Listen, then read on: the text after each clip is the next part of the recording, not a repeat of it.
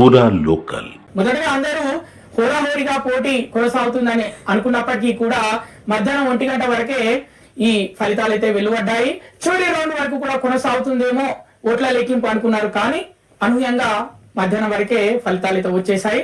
ప్రస్తుతం మనము బీజేవైఎం ఉపాధ్యక్షుడు మహేష్ నామానితో ఉన్నాము, అలాగే కాంగ్రెస్ పార్టీ సెక్రటరీ కార్తిక్ గారితో ఉన్నాము, అలాగే BRS party spokes person Naveen గారితో ఉన్నాము. నమస్తే అన్న. నమస్తే. నమస్తే. మొదటగా మనం బీజేపీ పార్టీ తోటి స్టార్ట్ చేద్దాము. మహేష్ గారు చెప్పండి, బీజేపీ పార్టీకి డిపాజిట్ రాలేదు, దానిపైన మీరు ఏం చెప్తారు? సో ఈరోజు ఎన్నికలు జూబ్లీహిల్స్ యొక్క బై ఎలక్షన్స్ ఏదైతుందో ఈ ఎలక్షన్స్ అనివార్య కారణాలతో వచ్చినాయి. సో గతంలో కూడా మేము జూబ్లీహిల్స్ లో గెలిచింది కాదు, మా సిట్టింగ్ సీట్ కాదు. సో డెఫినెట్లీ ఎలక్షన్ అన్నప్పుడు ఒక ఎలాంటి ప్రయత్న లోపం లేకుండా మేము ప్రయత్నించాలి. డెఫినెట్ గా ఒక పార్టీగా మేము పోటీ చేయాలి. ఒక ప్రధాన పార్టీగా ఈ రాష్ట్రంలో అనేకమైన ఇష్యూస్ ఉన్నాయి. ఈ ఇష్యూస్ అన్నింటినీ ఈరోజు అధికార పార్టీ విస్మరించింది. కాబట్టి అధికార పార్టీ గుర్తు చేయాలంటే ఎన్నికలు అనేటువంటిది ఒక ఆయుధంగా భావించి ఎన్నికల్లో మేము పోటీ చేయడం జరిగింది. ఆ పోటీలో కూడా డెఫినెట్లీ మాకు మంచి ఓట్లు వస్తాయి మాకు అని డెఫినెట్లీ మేము ఎక్స్పెక్ట్ చేసినాము. ఎక్స్పెక్ట్ చేసే ఏ పార్టీ అయినా పోటీ చేస్తూ ఉంటది. సో దాంట్లో మాకు వచ్చినటువంటి ఓట్లు కొంచెం నిరాశ కల్పించినప్పటికీ కూడా మా పైన బాధ్యత ఉంది. డెఫినెట్లీ మాకు కిషన్ రెడ్డి గారి పార్లమెంట్కి వస్తుంది, గతంలో సికింద్రాబాద్ పార్లమెంట్కి వస్తుంది. మేము ఎక్కడ కూడా అభివృద్ధి విషయంలో ఈరోజు రాష్ట్ర ప్రభుత్వం గెలిచినటువంటి అభ్యర్థికి కావచ్చు, ఈరోజు ఎంపీ కింద వచ్చిన నిధుల్లో అభ్యర్థికి ఇచ్చి అంటే ఎమ్మెల్యే గారికి ఇచ్చి ఎమ్మెల్యేతోనే నిధులు అక్కడ ఖర్చు పెట్టే ఏదైతే సిస్టమ్ ఉందో సిస్టమ్ ను ఫాలో అవుతూ జూబ్లీహిల్స్ ప్రజలకు మరింత చేరువయ్యే దిశగా మేము పనిచేస్తాము. ఈ యొక్క ఎలక్షన్స్ మాకు మొదటి ఎలక్షన్ కాదు, ఈ యొక్క ఎలక్షన్ చివరి ఎలక్షన్స్ కాదు. డెఫినెట్లీ ఎవ్రీ 5 years ఎలక్షన్స్ వస్తాయి. మళ్ళీ మేము పనిచేస్తూ మాకు పనితీరు మెరుగుపరుచుకొని జూబ్లీహిల్స్ ప్రజలకు మేము అందుబాటులో ఉంటాం, వాళ్ళకి సేవ చేస్తామని చెప్పేసి మేము తెలియజేస్తున్నాం. రెండో విషయం, అధికార పార్టీ కొంత హెడ్జ్ ఉండేటటువంటి అవకాశం ఎక్కడైనా బై ఎలక్షన్ జరిగినప్పుడు ఇది కొంత ఉంటది. కానీ ఈ ఎలక్షన్ జరిగిన విధానం చూసినప్పుడు కొంత బాధ అనిపిస్తుంది. కాంగ్రెస్ పార్టీలో ఉన్నటువంటి చాలా మంది సీనియర్ నాయకులు, మంత్రులు కావచ్చు, చాలా మంది జూబ్లీహిల్స్ అంటే బయట చూసి అబ్బా చాలా అద్భుతంగా ఉందని అనుకున్న వాళ్ళందరికీ కూడా జూబ్లీహిల్స్ లోపలికి అడుగు పెట్టిన తర్వాత గత 12 ఏళ్లుగా అధికారం ఉన్నటువంటి టీఆర్ఎస్ పార్టీ అక్కడ ఏం చేయలేదు. ఆడ గుంతలుగా రోడ్లు, నీళ్లు, మురికి కాలువలు. కాంగ్రెస్ 2.5 సంవత్సరాలు మేము అధికారంలోకి వచ్చి మేము కూడా ఏం చేయలేదు. ఇంకా అదే అవస్థలు ఉంది, అదే స్థితిలా వస్తుంది. ప్రజల జీవన విధానాలు ఎట్లున్నాయనే విషయం పైన ఇంకా పూరి గుడిసెలలో ఆ చిన్న చిన్న ఇండ్లలో మేము ఇందిరమ్మ ఇండ్లు వీళ్ళకి ఇవ్వాల్సి ఉంది, వీళ్ళు నిజమైన దీనికి అర్హులు అవుతారు. తర్వాత మేము రేషన్ కార్డ్స్ ఇవ్వాల్సి ఉంది, వీళ్ళు నిజమైన అర్హులు. మేము ఇస్తా అన్నటువంటి ఏదైతే ఈ మహిళలకు సంబంధించినటువంటి డబ్బులు కావచ్చు, మిగతా వీటన్నిటి విషయంలో వీళ్ళందరి అర్హులు నిజంగా ఇక్కడ రహమత్ నగర్ కావచ్చు, షేక్పేట కావచ్చు, బోరబండ కావచ్చు, ఇక్కడ జూబ్లీహిల్స్ అనేటువంటి స్లిమ్ సిటీ కాదు, స్లమ్ సిటీగా మారిపోయింది. ఈ జూబ్లీహిల్స్ డెవలప్ చేయాలని చెప్పేసి ఒక సోయి వచ్చిందేమో నేను అనుకుంటాను. అట్లీస్ట్ అది రావాలని కోరుకుంటున్నా. మంత్రులు ఒక్కొక్కరు ఒక డివిజన్ ఇన్ఛార్జ్ తీసుకొని పనిచేసి ఉప ముఖ్యమంత్రి అందరూ. సో కాబట్టి వీళ్ళు రానున్న రోజుల్లో ఇంకా ఎక్కువ పనిచేస్తారని మేము అనుకుంటున్నాం. డెఫినెట్ ప్రజా తీర్పును మేము గౌరవిస్తాము. ప్రజలు కాంగ్రెస్ కు ఈరోజు ఉన్నటువంటి నవీన్ యాదవ్ గారికి పట్టం కట్టిరు, అధికారం ఇచ్చారు. ఆయన కూడా రేపు ప్రజలకు అందుబాటులో ఉండి ఇంకా మరింత పనిచేయడానికి యంగ్స్టర్ ఇంకెక్కువ పనిచేస్తారని మేము ఎక్స్పెక్ట్ చేస్తున్నాం. డెఫినెట్ ప్రజలకు అందుబాటులో ఉండి పనిచేయాలని కోరుకుంటున్నాం. కానీ దీంట్లో టీఆర్ఎస్ పార్టీ కావచ్చు, కాంగ్రెస్ పార్టీ కావచ్చు, 2 పార్టీలు కూడా ఈ యొక్క ఎలక్షన్ నరేషన్ ను చాలా డిఫరెంట్ గా సెట్ చేయడం జరిగింది. ఈ సెట్ చేసిన విధానం చూస్తే నిజంగా ప్రజా సమస్యల పైన మాట్లాడాల్సిన పార్టీలు ప్రజా సమస్యలను విస్మరించి ఎజెండా ఏం జరగాలి, అభివృద్ధిగా జరగాలి. కానీ ఎజెండా డిస్కషన్ ఏం జరిగింది? కేవలం మైనార్టీ సంతుష్టీకరణ పేరు మీద ఈ రోజు ఎలక్షన్ జరిగింది. కేవలం మైనార్టీ సంతుష్టీకరణ. 4,70,000 పైన పైచీలకు ఓటర్లు ఉంటే ఆడ పోలైన ఓట్లు ఎన్నండి? 1,90,000 ఓట్లు పోలైనాయి. అంటే 49%, 48% ఓట్సే పోలైనాయి. ఈ పోలైన 1,20,000 ఓట్స్ ఓన్లీ ముస్లిమ్స్ ఓట్స్ ఉన్నాయి. ఈ 1,20,000 ఓట్స్ ముస్లిం ఓట్స్ నే టార్గెట్ చేస్తూ కాంగ్రెస్ పార్టీ కావచ్చు, బీఆర్ఎస్ పార్టీ కావచ్చు. ఒకరు ఏమంటారంటే మేము గ్రేవ్ యార్డ్ కట్టిస్తామని చెప్తారు.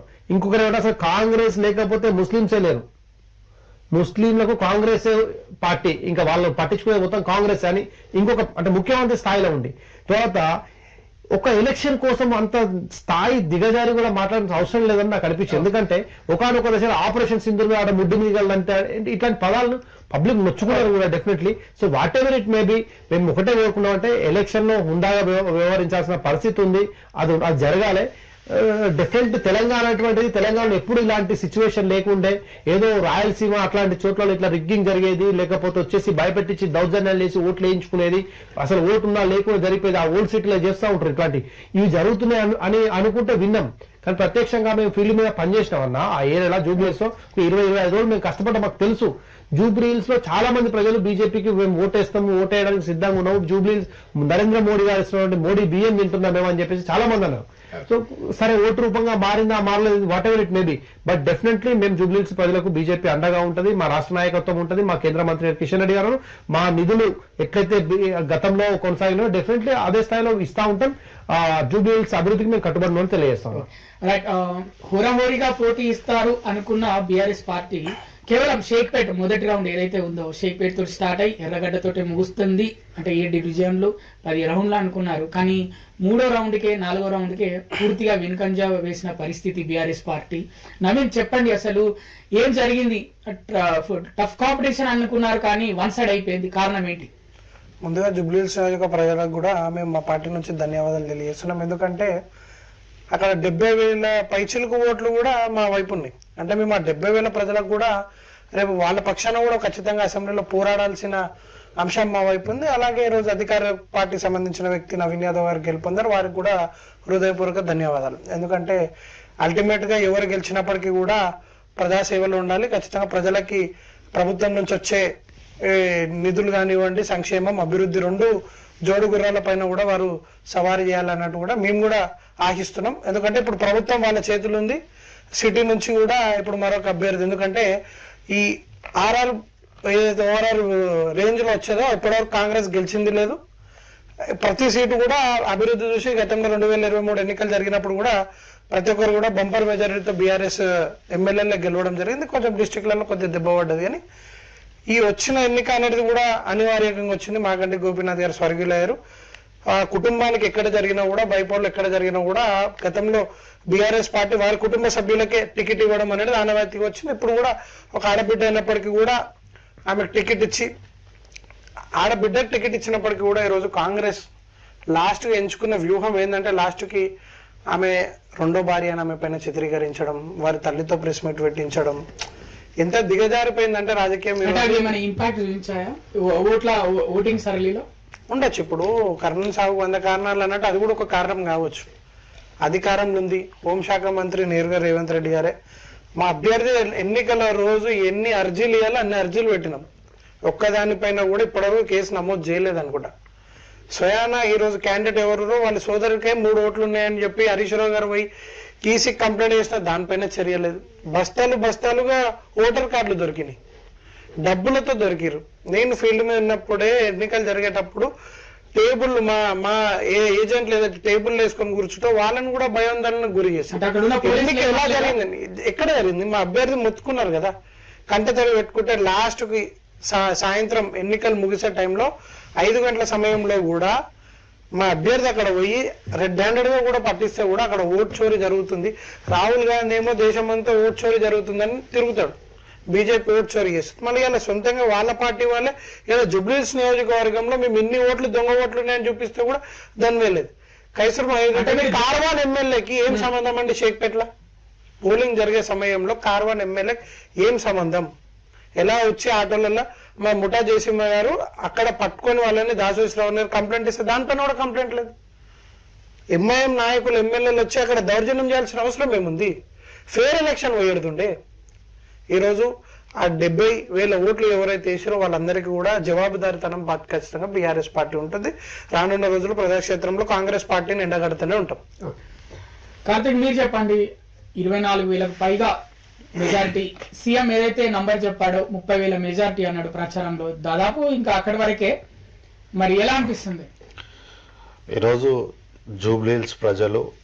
అంటే ప్రజలు విజ్ఞతతోనే ఓటేస్తారు. మనం ఎన్ని ఎన్నికల ప్రచారంలో రాజకీయ పార్టీలుగా మనం ఎన్ని చెప్పినా, ఎన్ని ఆరోపణలు ప్రత్యారోపణలు ఏం చేసినా ప్రజలు చాలా విజ్ఞతతోనే మనం చెప్పే అన్ని పార్టీల వాళ్ళు చెప్పేది వింటారు.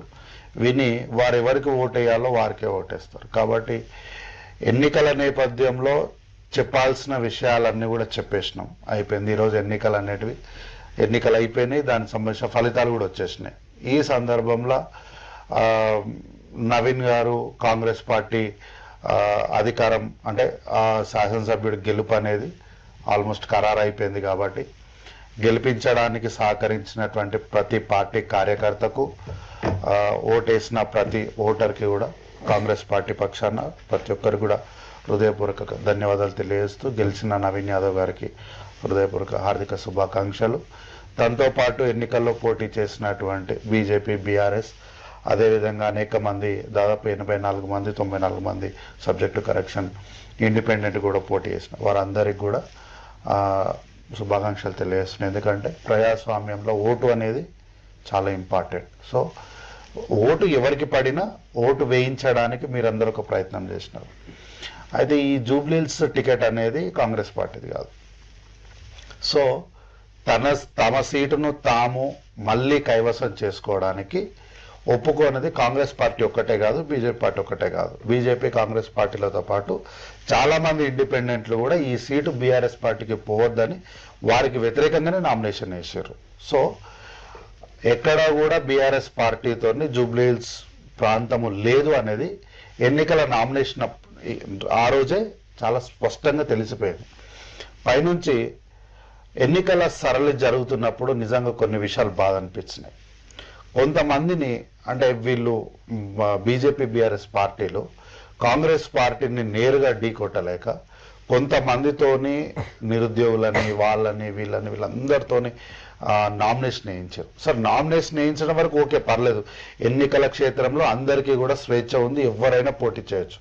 కానీ ఈ పోటీ చేసినటువంటి అభ్యర్థులు రాజకీయాల్లో రేవంత్ రెడ్డి గారిని లేదంటే మమ్మల్ని ఏమన్నా సహించే వాళ్ళం బాగుండేది. కానీ జూబ్లీహిల్స్ ప్రజలు నాశనం అయిపోతారు, ముఖ్యమంత్రి సత్యనాశనం అయిపోతాడు, తెలంగాణ రాష్ట్రం భ్రష్టుపడుతుంది అంటే ఇట్లాంటి వ్యాఖ్యల్ని ఇంత చదువుకున్న మీరు ఇంకా చిలక జోస్యాలపైనే ఆధారపడడం అంటే మీ నాగరికత, మీ ఇంటెలిజెన్స్, ఈరోజు మన వ్యవస్థలన్నీ కూడా ఆర్టిఫిషియల్ ఇంటెలిజెన్స్ అని మనం అభివృద్ధి వైపు పయనమై వెళ్తుంటే ఇంకా మీరు చిలక చెప్పిందని చిలక జోస్యాల మీద ఆధారపడి ఆరోపణలు చేయడం అనేటివి విద్యార్థులుగా, ఉపాధ్యాయులుగా, మేము నిరుద్యోగులము, మేము బాగా చదువుకున్నాం అన్న వాళ్ళు, విద్యావంతులైనటువంటి వాళ్ళు కూడా ఇంకా పాతకాలంలో లాగా జాతకాల పైన ఆధారపడడం ఏంటో నాకు అర్థం కాలేదు.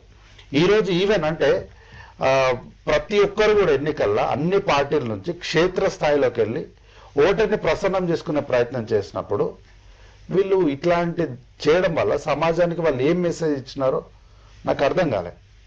అయితే ఈరోజు ఈ గెలుపుని ఎట్లా చూడాలి అంటే ప్రజలు చాలా నమ్మకంతో నవీన్ యాదవ్ గారికి ఒక అవకాశం ఇచ్చారు. వారు గతంలో 2 సార్లు ఎన్నికల్లో బరిలో దిగి ఓడిపోయినారు. యుద్ధంలో మనం ఏం చేసినా కరెక్టే. ఎంఐఎం పార్టీ సపోర్ట్ చేసింది కాబట్టి కాంగ్రెస్ పార్టీ గెలిచింది అంటే ఆ ఎంఐఎం పార్టీ సపోర్ట్ తీసుకోవడంలో బీఆర్ఎస్ పార్టీ ఫెయిల్ అయినట్టే కదా. లేదా ఆ బీఆర్ఎస్ పార్టీని నిలువరించడంలో బీజేపీ పార్టీ ఫెయిల్ అయినట్టే. బీజేపీ పార్టీ దాన్ని నిలువరించడంలో బీజేపీ పార్టీ ఫెయిల్ అయింది అంటున్నారు, ఎంఐఎం సపోర్ట్ తీసుకోవడంలో ఇటు బీఆర్ఎస్ పార్టీ ఫెయిల్ అయింది అంటున్నారు. మీరు చెప్పండి మహేష్, ఇప్పుడు బీజేపీ పార్టీకి సంబంధించి అటు రేవంత్ రెడ్డి చెప్పింది ఏంటంటే డిపాజిట్ కూడా దక్కనివ్వను అని 2-3 సార్లు చెప్పిండు, ప్రచారంలో చెప్పిండు, ఎలక్షన్ కి ఒక రోజు ప్రెస్ మీట్ లో 2 రోజుల ముందు ప్రెస్ మీట్ లో కూడా చెప్పిండు. ఇటు కేటీఆర్ ఇవాళ ప్రెస్ మీట్ లో ఎలక్షన్ అయిపోయాక మధ్యాహ్నం ప్రెస్ మీట్ లో ప్రధాన ప్రతిపక్షంగా మేమే ఉన్నాము, బీజేపీ పార్టీ 3వ స్థానానికి పరిమితమైంది, ఇక్కడ ప్రధాన ప్రతిపక్షం ఏమున్నా కాంగ్రెస్ కి పోటీ మేమే అని కేటీఆర్ కూడా చెప్పడం జరిగింది. ఎట్లా చూస్తారు రేవంత్ వ్యాఖ్యలు, కేటీఆర్ వ్యాఖ్యలు? నరం లేని 4 మాట్లాడుతుంది అన్న, ఇష్టం వచ్చినట్టు మాట్లాడుతుంది. దాంట్లో రేవంత్ రెడ్డి గారు ఏం అతిథుడు కాదు, కేటీఆర్ గారు కూడా ఏం అతిథుడు కాదు. నేనేమంటున్నా, ప్రజాక్షేత్రంలో ఎలక్షన్ జరిగినప్పుడు ఎలక్షన్ జరిపేయడంలో ఎలక్షన్ కమిషన్ కూడా పాత్ర, తర్వాత ముఖ్యంగా లోకల్ ఇక్కడ జరిగినటువంటి ఏదైతే స్థానిక రాష్ట్రం జరిగినటువంటి బై ఎలక్షన్ ముఖ్యంగా వచ్చినప్పుడు ఏముంటే పోలీసింగ్ వ్యవస్థ ఇట్స్ వెరీ ఇంపార్టెంట్. ఈరోజు 2 రోజుల ముందు 9th రోజు మీరు మొత్తం కూడా జూబ్లీహిల్స్ అసెంబ్లీ వదిలిపోవాలి అని చెప్పేసి ఎలక్షన్ కమిషన్ ఇష్యూ చేసింది. దానికి అనుకూలంగా పోలీసులు అంతా ఏం చేసిరంటే బీజేపీ కావచ్చు, మిగతా పార్టీల వాళ్ళు ఎవరైనా కాన్స్టిట్యూన్సీ కాకుంటే వాళ్ళ కారు చూసి లేకపోతే వాళ్ళ ఐడి కార్డు చెక్ చేసి ఇక్కడ కాదు వెళ్ళిపో అని చెప్పేసి పంపించారు. కొద్దిమంది పెద్ద నాయకుల మీద కేసులు పెట్టారు. పోలింగ్ డే రోజు కూడా ఇది జరిగింది. కానీ ఎందుకు కాంగ్రెస్ నాయకుల మీద జరగలేదు ఇది? రేవంత్ రెడ్డి గారు నేనేమంటే ఆయన అధికారంలో రావడం కోసం ఆయన ప్రయత్నాలు ఇక ఇది కాదు అది అన్ని రకాల ప్రయత్నం చేసి, ఎందుకంటే బికాస్ ఆఫ్ హీజ్ ఎగ్జిస్టెన్సీ ఆయన సర్వైవ్ కావాలి రేపు మళ్ళీ స్టిల్ ముఖ్యమంత్రి కంటిన్యూ కావాలి, పైనుంచి ఆదేశాలు వచ్చినాయి. సో కాబట్టి మళ్ళీ ఆయన ఇంకో 2.5 సంవత్సరాలు నడిపించాలంటే ఇది గెలవాల్సిందే. ఆయన పెద్ద టాస్క్ అది. కాబట్టి ఆయన ఇష్టమైనట్టు మాట్లాడిండు. నేను ఆయన విషయం కంటే ఎక్కువగా నేను కేటీఆర్ విషయం నేను మాట్లాడాలనుకుంటున్నా. కేటీఆర్ గారు చేసినటువంటి వ్యాఖ్యలు, ఆ అహంకారము, అలా అప్పుడే 2019 ఎలక్షన్లో, మొన్న 2023 ఎలక్షన్లో ఆయన కొంప ముంచినాయి. ఇప్పుడు ఇంకా దాన్ని డిక్లీన్ చేసే విధంగానే ఈ రోజు జరిగినటువంటి ఎలక్షన్ లో వాళ్ళకు వచ్చినటువంటి అయితే పోలింగ్ ఏతుందో ఓటులో అది నిదర్శనం. ఆయన అహంకారపూరిత మాట ఏదో హైటెక్ హంగులు తీసుకొని స్క్రీన్ ను పెట్టేసి చూపిస్తా అని చెప్పిస్తున్నా కదా, ప్రధాన ప్రతిపక్షం అని చెప్తున్నారు కదా. ప్రధాన ప్రతిపక్షం అంటే సీట్లు ఎక్కువ ఉంటాయి కాదన్న, సీట్లు ఎక్కువ ఉంటామన్న ప్రధాన ప్రతిపక్షం కాదు. నాకు ఓట్లు ఎక్కువ పడ్డంత మాత్రం ప్రధాన, టెక్నికలీ యూ మేబీ, బట్ ప్రజల సమస్యలు వచ్చినప్పుడు నువ్వు నీ యొక్క అదేంటి టిఆర్ఎస్ భవన్ దాటి నువ్వు ప్రజాక్షేత్రంలో ఎక్కడ కొట్లాడినావు అనేది that is my point. Not only my point, Hyderabad ప్రజలు, తెలంగాణ ప్రజల క్వశ్చన్ అదే. హైడ్రా వచ్చి కూలగొట్టింది అనే విజువల్ తీసుకున్నావు కదా, నీ వేసిన విజువల్ అలా మా ఈటల రాజేంద్ర గారు మా బీజేపీ లీడర్లు కొట్లాడిన విజువల్స్ ఉంటాయి. మామూలుగా కనబడుతున్న విజువల్ నీ కొట్లాడిన నీ కార్యకర్తలు ఇక్కడ, నా కార్యకర్తలు, మా బీజేపీ కార్యకర్తలు మూసి ఇష్యూ వచ్చింది. మూసి దాని మీద ప్రజల కోసం ఉద్యమించి దాన్ని మూసి బాధితులకు అండగా నిలబడ్డది ఎవరు? బీజేపీ కాదా? మా ఎంపీలు ఎమ్మెల్యేలు కలిసి వాళ్ళ ఇళ్ళ వైపు పడుకొని దాన్ని ఆపడం జరిగింది. ముఖ్యమంత్రి గారికి లెటర్ రాయడం జరిగింది. అయ్యా మీరు ఇట్లా చేయదు, రిటైరింగ్ వాళ్ళు కట్టాలి, దీన్ని రిజ్ చేయాలని చెప్పడం జరిగింది. తర్వాత నేనేమంటున్నా, ఈ రాష్ట్ర ప్రజలకు రేషన్ కార్డ్స్ రావాలని మేము కొట్లాడినాము, రైతులకు రైతు బంధు ఇవ్వాలి, తర్వాత ఏదైతే రుణమాఫీ ఇవ్వాలని చెప్పేసి మేము ధర్నాలు చేసాం. ఇందిరా పార్క్ దగ్గర మేము ధర్నాలు చేసినాం. నేనేమంటున్నా, టీఆర్ఎస్ పార్టీ ప్రతిపక్షం అనగా ప్రతిపక్షం డ్యూటీ అయింది, ప్రజల కోసం కొట్లాడే కదా. లీడర్ ఆఫ్ ద అపోజిషన్ ఎవరు? ఎల్ఓపి ఎవరు? కేసీఆర్ గారు వచ్చిర్రా? ఎన్నిసార్లు వచ్చింది అసెంబ్లీకి? నీకు అధికారం ఇచ్చి అసెంబ్లీలో కూర్చోబెట్టారు కదా. నువ్వు ఎమ్మెల్యే అయిన తర్వాత ఎల్ఓపిగా ఉండి నువ్వు ఎన్నిసార్లు మాట్లాడినావు? ప్రజల కోసం కొట్లాడింది. చలో మా దగ్గర మా ఫ్లోర్ లీడర్ మహేశ్వర్ రెడ్డి గారు కావచ్చు, మా డిప్యూటీ ఫ్లోర్ పాయల్ శంకర్ గారు కావచ్చు, కొట్లాడేది వాళ్ళు మాట్లాడుతున్నారు కదా, చెప్తున్నారు. ఇప్పుడు నువ్వు చర్చ ఇది గవర్నమెంట్ దృష్టి చర్చ అవ్వాలి, స్పీకర్ మాధ్యమంగా చర్చ అవ్వాలంటే నువ్వు అసెంబ్లీలో కొట్లాడాలి, ప్రజల మధ్య చర్చ అవ్వాలంటే నువ్వు ప్రజల కోసం కొట్లాడాలి, ప్రజల ఫీల్డ్ మీద కొట్లాడాలి. నువ్వు ఫీల్డ్ మీద కొట్లాడు, స్పీకర్ అసెంబ్లీలో కొట్లాడు. నువ్వు వేరే కొట్లాడుతున్నావు, మీరు ఆయన ఫామ్ హౌస్ లో కొట్లాడుతావు, నేనేమన్నా ఆయన ఫామ్ హౌస్ లో కొట్లాడుతున్నావు. ఈయన అంటే ఆయన పెయిడ్ యూట్యూబ్ ఛానల్స్ మీడియాని పెట్టుకొని అన్న దరిద్రం. ఇప్పుడు వస్తుంటే ఆ యూట్యూబ్ ఛానల్ పైన అడ్వర్టైజ్మెంట్ వస్తుంది, గెలుస్తున్న క్యాండిడేట్ మాగంటి గోపీనాథ్, మాగంటి సునీతనా, నవీన్ యాదవ్, బీజేపీ అని వస్తే మాగంటి సునీతకు 60% ఓట్లు పడతారు. ఇప్పుడు అయిపోయింది పోలింగ్, ఇంకా ఇప్పుడు కూడా పోలింగ్ ఏం జరుగుతుంది అంటే నీ పెయిడ్ ఆర్టిస్టులతో నీ పెయిడ్ ప్రమోషన్ చేసుకుంటూ నేను ప్రధాన ప్రతిపక్షం అని చెప్పుకుంటావు కదా. నీ సోషల్ మీడియా వరకు మాత్రమే ప్రతిపక్షం. నిన్ను people are not considering your party and your working for them అనేది. Definitely BJP is alternative for Telangana people. Telangana కోసం డబుల్ ఇంజన్ సర్కార్ పనిచేస్తుంది. మేము అధికారంలో లేనప్పుడే 11 లక్షల కోట్లు ఇచ్చినాం మేము ఈ రాష్ట్రానికి. రేపు రానున్న రోజుల్లో ఇంకా విపరీతమైన నిధుల వరద ఇక్కడ వస్తుంది. మేము ఎలక్షన్స్ కేవలం ఎలక్షన్స్ చూస్తాం. ఎలక్షన్ అయిపోయింది, polling day 11th polling day, 10th రోజు 9th రోజు నుంచి అక్కడ పోవద్దు. 10th రోజు మా కిషన్ రెడ్డి గారు పోయి Secunderabad railway station development activity చూసి వచ్చింది. తెలుసు కదా, మీరు చూసారు కదా. That is our commitment for the state. ఇక్కడ పాయింట్ ఏంటంటే బీజేపీని అన్ని నిరసన కార్యక్రమాల్లో ప్రభుత్వం అయితే ఏది సంక్షేమ పథకాలు అందించట్లేదు అనే నిరసన కార్యక్రమాల్లో, అలాగే కొన్ని ప్రజల్ని తప్పుదోవ పట్టిస్తుంది అనే కార్యక్రమాలు, హైడ్రా అయితేనేమి, మూసి అయితేనేమి, ఇలాంటి వాటిలలో మీరు ముందున్నారని చెప్తున్నారు. బీజేపీకి బలమే కార్యకర్తలు అంటారు. కార్యకర్తలు పెద్ద ఎత్తున చేరుకుంటారు ఇక్కడ నిరసన కార్యక్రమాలు జరుగుతాయి. నాయకులకు కార్యకర్తల మధ్య సమన్వయం లేదు, అందుకే కలిసి ముందుకు వెళ్ళట్లేదు, అందుకే ఓట్లు కూడా అంత పెద్ద ఎత్తున రావట్లేదు పార్టీకి అని కూడా అంటున్నారు. ఏం చెప్తారు? యుద్ధం చేస్తున్నప్పుడు అటు నుంచో సైన్యం వస్తే ఇటు నుంచో సైన్యం వస్తుంది, ఇద్దరు కలిసి కొట్లాడతారు. ఆయన కొన్ని బలాలు ఉంటాయి, ఈయన కొన్ని బలాలు ఉంటాయి, బలహీనతలు ఉంటాయి. దీని కారణం కొట్లాడి లాస్ట్ ఒకరు గెలుస్తారు. గెలిచినోడు విజేత అవుతాడు. అక్కడ ఉండి ఆ పోరాటం చేసి ఆడ మరణించినోడు కూడా స్వర్గం దొరుకుతుంది. మనకు ఏది మహాభారత యుద్ధంలో రాసితే కురుక్షేత్రంలో అట్లా యుద్ధంలో మేము పోరాడినాం, పారిపోలే. యుద్ధంలో చివరి రోజు పోలింగ్ డే వరకు కూడా మా కార్యకర్తలు బూతులన్నీ దెబ్బలు తిన్నారు. మా యువమోర్చా కార్యకర్తలు కొట్టారు. షేక్పేటలో కొట్టలే మా యువమోర్చా మేము పారిపోలే. టీఆర్ఎస్ హిందువుల పార్టీ, బీజేపీ పార్టీ హిందువుల పార్టీ అని చెప్తారు. 3 లక్షల హిందువుల ఓట్లు ఉంటాయి, మీకు ఏమో 10,000 ఓట్లు కూడా రావు. కారణం ఏమంటారు? నేనేమంటున్నా, ఇప్పుడు కాంగ్రెస్ బరాబర్ మేము ముస్లిం పార్టీ, మా ముస్లింలు ఉంటారు, కాంగ్రెస్ ఉంటే ముస్లింలు ఉంటారు, ముస్లింలు ఉంటేనే కాంగ్రెస్ ఉంటుంది అని చెప్పి కాంగ్రెస్ చెప్పొచ్చు. టీఆర్ఎస్ వచ్చేసి మేము గ్రేవ్ యార్డ్ కట్టిస్తాము, లేకపోతే ఇంకో ముస్లిం వాడు రేప్ చేసినోడు, లేకపోతే ఇంకో కేసు ఉన్నాడు, వాడు రౌడ్ షీట్ ఉన్నాడు, వాడిని పట్టుకొచ్చేసి ఉమెన్ ట్రాఫికింగ్ ఇష్యూలు ఉన్నాడు, వాడిని పట్టుకొని జైన్ చేసుకొని వానికి కండవా కప్పేస్తుంటది. అరే హిందువుల కోసం బీజేపీ మాట్లాడద్దా? ఎందుకు మాట్లాడదు? మీరు చెప్పండి, ఒక రీజన్ చెప్పండి. నేనేమంటున్నాం, మా యొక్క ఎయిమ్ ఏంటంటే Antyodaya, the poorest of the poor first served అంటారు కదా. అందులో ఏ కమ్యూనిటీ ఉన్నప్పుడు కూడా మా స్కీమ్, మా యొక్క మా అభివృద్ధి ఫలితాలనే వాళ్ళ చేయడం కోరుకునే వాళ్ళం మేము. కానీ సెలెక్టివ్ పాలిటిక్స్ చూసినావా, ఈ పోలరైజేషన్ చేసే యాక్టివిటీస్ అది మేము చేయము. నేనేమంటున్నా, మా కోర్టు ఆ గుడి ఈరోజు అక్కడ పెద్దమ్మ గుడి ఇష్యూ వచ్చింది, బీజేపీ నిలబడింది. ముత్యాలమ్మ గుడి ఇష్యూ వచ్చింది, మేము నిలబడ్డాం. ఈరోజు గోదావరి నేలలో 40 మైసమ్మ దారి మైసమ్మలు నిలబడుతున్నాం. మేమేమంటున్నా, హిందూ సమాజం ఏకీకృతం కోసం మేము పనిచేస్తూనే హిందూ సమాజంతో పాటు అంటే ఈ దేశం కోసం నేషన్ ఫస్ట్ ఫిలాసఫీ మాదన్న, మా డీప్ రూట్స్కి వెళ్ళినట్టు చూస్తే ఈ రోజు ఈ దేశంలో ఉన్న వాళ్ళందరూ కూడా ఈ దేశాన్ని బిలీవ్ చేయాలని మేము కోరుకుంటాం. దాంట్లో అందులో భారతీయ ముస్లింస్ ఉండాలని కోరుకుంటాం మేము. కానీ ముస్లింల పేరు మీద, మతం పేరు మీద రాజకీయాలు చేయడానికి మేము వ్యతిరేకిస్తున్నాం. ఈరోజు బీహార్ లో జరిగిన ఎలక్షన్ లో 9 సీట్లు ముస్లిం డామినేటెడ్ ప్లేస్ లో మేము గెలిచినాం. ఈరోజు నేనేమంటున్నా, అట్లాంటి సిచ్యువేషన్ కూడా తెలంగాణలో వస్తుంది డెఫినెట్లీ. ఏదైతే ఇప్పుడు సిఏ, ఎన్ఆర్సీ లాంటి ఇష్యూస్ తీసినప్పుడు ఇప్పుడు అపోజ్ చేసింది ఎవరు? టీఆర్ఎస్, కాంగ్రెసే కదా. యూనిఫామ్ సివిల్ కోడ్ తీసుకొస్తే 2 కలిసి అపోజ్ చేస్తాయి.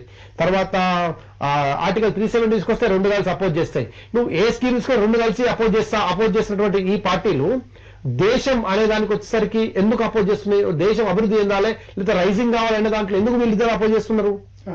సరే, ఇప్పుడు మీ పాయింట్ ఆఫ్ వ్యూ తీసుకున్నాము. వాళ్ళు ఏదో రోజు ఇప్పుడు నార్త్ లో ఏ విధంగా అయితే ఉందో ముస్లిం డామినేటెడ్ ఏరియాలో కూడా బీజేపీ గెలుస్తుంది, ఎక్కడ బీహార్ లో అయితే అని చెప్పారు. మీ వరకు వస్తే మీరు స్క్రీన్స్, ఎల్ఈడి స్క్రీన్స్ పెట్టి హైదరాబాదితుల్ని తీసుకొచ్చారు. చాలా మంది ఏడ్చుకుంటూ, చిన్న చిన్న పిల్లలు చూస్తే చాలా సెంటిమెంట్, చాలా మంది ఏడ్చారు. వాటిని చూసుకుంటూ కూడా చాలా మంది ఏడవడం జరిగింది. అయ్యో కాంగ్రెస్ ఇంత దారుణాలు చేస్తుందా అని కూడా చాలా మంది అనుకున్నారు. అవి అలాగే పథకాలు సరిగా జనాల్లోకి వెళ్ళట్లేదు, 100లో 25% ఇచ్చి మొత్తం ఇస్తున్నామని చెప్పుకుంటుంది అని. అలాగే బీజేపీ పార్టీకి వచ్చేసరికి అక్కడి నుంచి సెంట్రల్ నుంచి రావాల్సిన ఫండ్స్ జూబ్లీహిల్స్ నియోజకవర్గానికి ఏం రావట్లేదు, పేరుకు మాత్రమే ఎంపీ ఉన్నాడు 7 సంవత్సరాల నుంచి దాదాపు అని చెప్పుకుంటూ ఇలా బీజేపీ కాంగ్రెస్ మీద చాలా పర్ఫెక్ట్ గా జనాల్లోకి వెళ్ళడం జరిగింది. అయినా ప్రజలు మిమ్మల్ని ఎందుకు నమ్మలేదు? దాదాపు మా సోదరులు 5 నుంచి 10 నిమిషాలు మాట్లాడారు. అందులో 10 నిమిషాలు కూడా బీఆర్ఎస్ పార్టీని వ్యతిరేకించారు, కాంగ్రెస్ ఎక్కడ వ్యతిరేకించాలి. ఇక్కడ అంటే వాళ్ళ బంధం ఎలాంటిది అనేది ఫేవికల్ బంధం అనేది మనకు అర్థమవుతుంది. మేము ఉన్నాయి ప్రతిపక్షంలో బ్రదర్, అధికారంలో లేము. యాదాద్రి కట్టింది ఎవరండి? ఎవరు హయాంలో కట్టారు? ప్రభుత్వ సొమ్ముతో కట్టింది యాదాద్రి. మేము ఎప్పుడు మత రాజకీయం, కుల రాజకీయాలు చేయాలనుకోలేదు. ఇవాళ మతాల మీద పేలాలు ఏరుకుంటుంది బీజేపీ, అయితే కులాల మీద పేలాలు ఏరుకుంటుంది కాంగ్రెస్ పార్టీ. హైదరాబాద్ బీసీ రిజర్వేషన్లతో అది వాళ్ళిద్దరు చర్చించుకుంటే పార్లమెంట్ లో అయిపోయే పని. గతంలో తమిళనాడులో జయలలిత గారు ఉన్నప్పుడు, అప్పుడు పివి నరసింహారావు గారు ప్రధానమంత్రి ఉన్నప్పుడు చర్చించుకొని చర్చలలో 9th షెడ్యూల్లో చర్చ అమలు చేసే పని. ఇప్పుడు రేవంత్ రెడ్డి గారు ఏమంటారు, కులం మీదకి వస్తే మేము రాహుల్ గాంధీ ప్రధానమంత్రి అయితే చేస్తామంటే అది ముందు డిక్లరేషన్ చేయాలి. మీరు బాండ్ పేపర్లో పట్టుకొని 100 రోజులలో హామీలు చేస్తామని అన్నారు. ఇప్పటివరకు బీజేపీ వాళ్ళు ఇప్పుడు రోడ్డు మీద ధర్నా చేసిరంటే 6 గ్యారెంటీలు ప్రశ్నించిరా? హైదరాబాద్ తెలంగాణ భవన్కి వచ్చిరా? బీజేపీ భవన్కి వచ్చిరా? ఎవరు దగ్గరికి వచ్చారు? లగచర్లు ఆపింది ఎవరు? మూసిరి గారు. ఇప్పటివరకు కేటీఆర్ గారు ఒక 10 మాటలు పెట్టి చెప్పినారు. మన ముఖ్యమంత్రి గారు పైన వాళ్ళ బొమ్మర్దికి ఒక దాంట్లో ప్రాజెక్టులో వచ్చింది, మీరు దాన్ని ఖచ్చితంగా దానిపైన ఎంక్వైరీ చేయాలంటే చేయరు. సుజన్ రెడ్డి గారి పైన అనుకుంటే నాకు తెలిసి వారి పైన అమృత్ స్కామ్, అమృత్ టెండర్ లో వారికి ఎలా వచ్చిందని అంటే ఇప్పటివరకు దానిపైన ఈడీ రాదు, సిబిఐ రాదు. అలాగే పొంగులేటి శ్రీనివాసరెడ్డి గారు కొడుకు మీద 2 రోజులు 3 రోజులు ఈడీలు పోతాయి, డబ్బులు మిషన్లు పోతాయి, కానీ ఇప్పటివరకు దాని మీద సమాచారం రాదు. కానీ కేటీఆర్ గారిని ఫోన్ ట్యాపింగ్ అయ్యిందంటారు, ఫార్ములా ఈ కేసు అంటారు, కాళేశ్వరం మీద అవినీతి జరిగిపోయిందని అంటారు. గతంలో ప్రధానమంత్రి గారు కదా జాతికి అంకితం చేద్దాం, వాళ్ళ మెట్రో రైలు ఓపెనింగ్ చేసినప్పుడు ఇదే ప్రధానమంత్రి గారు వచ్చి కేసీఆర్ గారిని ఎంత అభినందించడం అనే విషయాన్ని కూడా మీరు అందరూ కూడా గమనించాలి కదా. ఈ 10 ఏళ్ల పాటు ఇది ఈ రాష్ట్రానికి మేము అందించింది, మేము పరిపాలించిన 9.5 సంవత్సరాలు అయితే అందులో 2 సంవత్సరాల దగ్గర కోవిడ్ నడిచింది. 6 నెలలు తీసుకున్న ఎలక్షన్ కమిషన్ పోతే మేము పరిపాలించింది 7 సంవత్సరాలు. 7 సంవత్సరాలు మేము చేసిన అభివృద్ధి ఈ రోజు షేక్పేట ఫ్లైఓవర్ కట్టింది ఎవరు హయాంలో జరిగింది? 42 ఫ్లైఓవర్లు కేటీఆర్ గారు హయాంలో కాలేదా? ఐటీ అభివృద్ధి, గూగుల్, అమెజాన్ ఇలాంటి గొప్ప కంపెనీలు తెచ్చింది ఎవరు? కేటీఆర్ గారు కాదా? అలాగే ప్రతిపక్షంలో ఉన్నప్పుడు ప్రతిపక్ష పాత్ర కూడా పోషిస్తున్నాం కదా. ఈ రోజు హైడ్రా బాధితులు కానివ్వండి, లగచర్ల బాధితులు కానివ్వండి, ఈ రోజు బీసీల చట్టసభల్లో ఖచ్చితంగా కావాలి, కేవలం చట్టసభల్లో కాదు.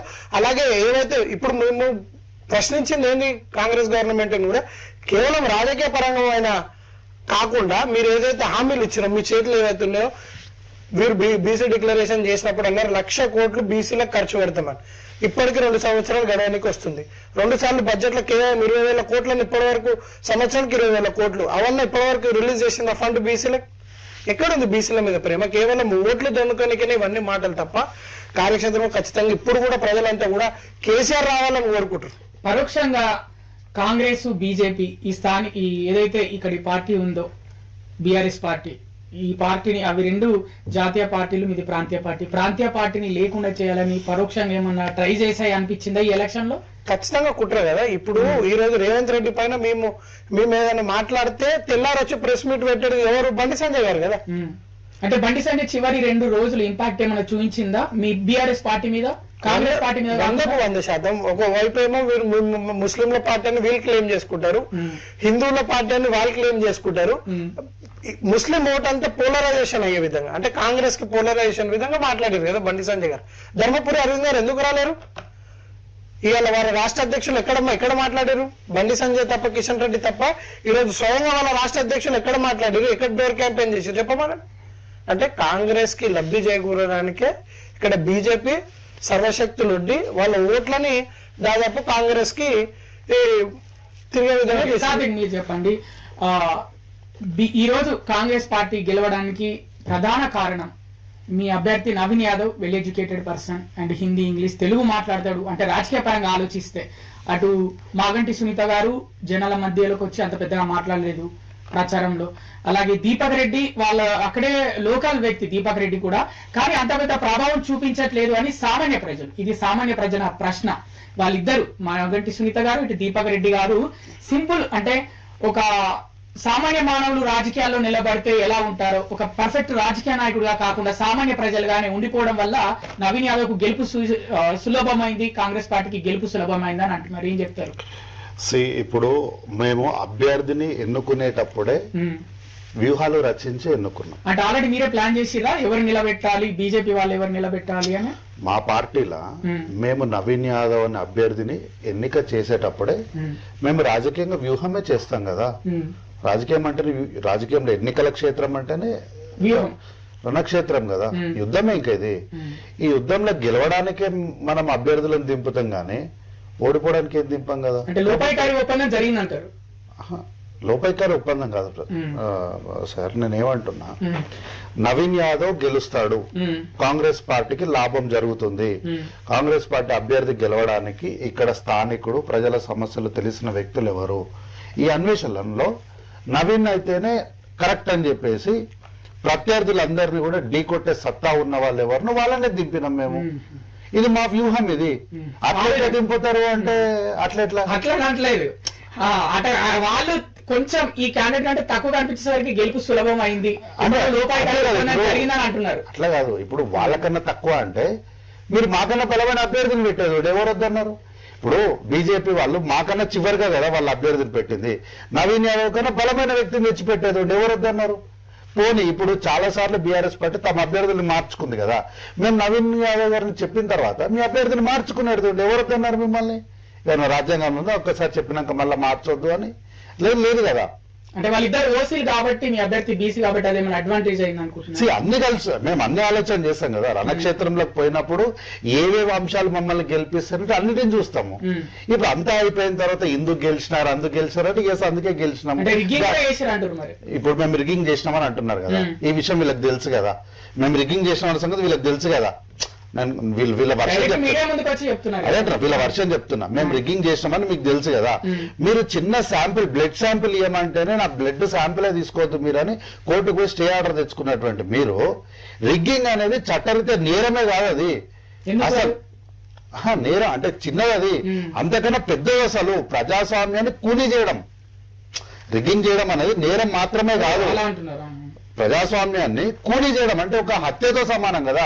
ఇంత పెద్ద తప్పు జరుగుతున్నప్పుడు మీ దగ్గర ఆధారాలు ఉన్నప్పుడు మీరు ఎందుకు పోలేదు? మీరు ఈ ఎన్నికను కోర్టుకు ఎందుకు పోలేదు? ఆపడానికి సార్ మా దగ్గర ఇన్ని ఆధారాలు ఉన్నాయి, మేము ఎలక్షన్ కమిషన్కి ఇచ్చిన, ఎలక్షన్ కమిషన్ ఏం చేయట్లేదు, మీరైనా వచ్చి ఏదో ఒక ఆర్డర్ ఇవ్వండి అని చిన్న బ్లడ్ శాంపిల్కి మీరు కోర్టుకు పోయిన వాళ్ళు ఇంత పెద్ద వ్యవహారం జరుగుతున్నప్పుడు మీ దగ్గర సాక్ష్యాలు ఉన్నప్పుడు మీరు మౌనంగా ఎందుకున్నారు? అంటే ఏంటి, వీళ్ళ దగ్గర ఏం సాక్ష్యాలు లేవు, అట్లాంటివి ఏం జరగలేదు. కాకపోతే ఏంటంటే ఓడిపోయిన తర్వాత మనం ఏం చెప్పాలి అంటే అధికార పార్టీ కాబట్టి అధికార దుర్వినియోగం చేసింది, పోలీస్ బండ్లల్లో పైసలు పంపించారు, రిగ్గింగ్ చేశారు, ఇవే చెప్పాలి. ఆర్ఎస్ బ్రదర్స్ అంటున్నారు, ఏం చెప్తారు? రేవంత్ సంజయ్ రెడ్డి, బండి సంజయ్ అంటున్నారు, రేవంత్ రెడ్డి బండి సంజయ్ అంటారు, ఆర్ఎస్ బ్రదర్స్ అంటున్నారు, పక్కా ప్లానింగ్ అంటున్నారు, ఏం చెప్తారు? ఇప్పుడు నేనేమంటున్నా, ఓడిపోయిన తర్వాత మనం ఇవన్నీ ఎనాలిసిస్ చెప్పుకోవడంలో వేస్ట్. ఇంకా ఏమంటున్నా, ఇవన్నీ ఓడిపోయిన తర్వాత ఇవన్నీ ఈ మాటలు ఏమి పనికిరావు. ఏమంటున్నా, ఇవన్నీ మీరు ఎప్పుడు చేయాల్సింది తెలుసా? ఎన్నికలు జరుగుతున్నప్పుడే మీరు చెప్పాలి. ఓడిపోయిన ఇప్పుడు ఒకవేళ ఇదే ఎన్నికల్లా బీఆర్ఎస్ పార్టీ గెలిచి ఉంటే ఓట్లు రిగ్గింగ్ జరిగినాయని అంటే ఒప్పుకుంటుండేనా? రేవంత్ రెడ్డి బండి సంజయ్ గారు బ్రదర్స్ అని అంటుండేనా? అనకపోతుండే. ఏమంటుండే, మా సీటు మేము గెలిచినాము, ప్రభుత్వం పైన వ్యతిరేకత ఉంది, రేవంత్ రెడ్డి చరిష్మా తగ్గిపోయింది, రేవంత్ రెడ్డి ముఖ్యమంత్రి సీటు మారుస్తున్నారు, ఇవే వాళ్ళు చెప్పేది. ఇప్పుడు మీరు ఓడిపోయినప్పుడు మీరు ఏం చెప్పాలి?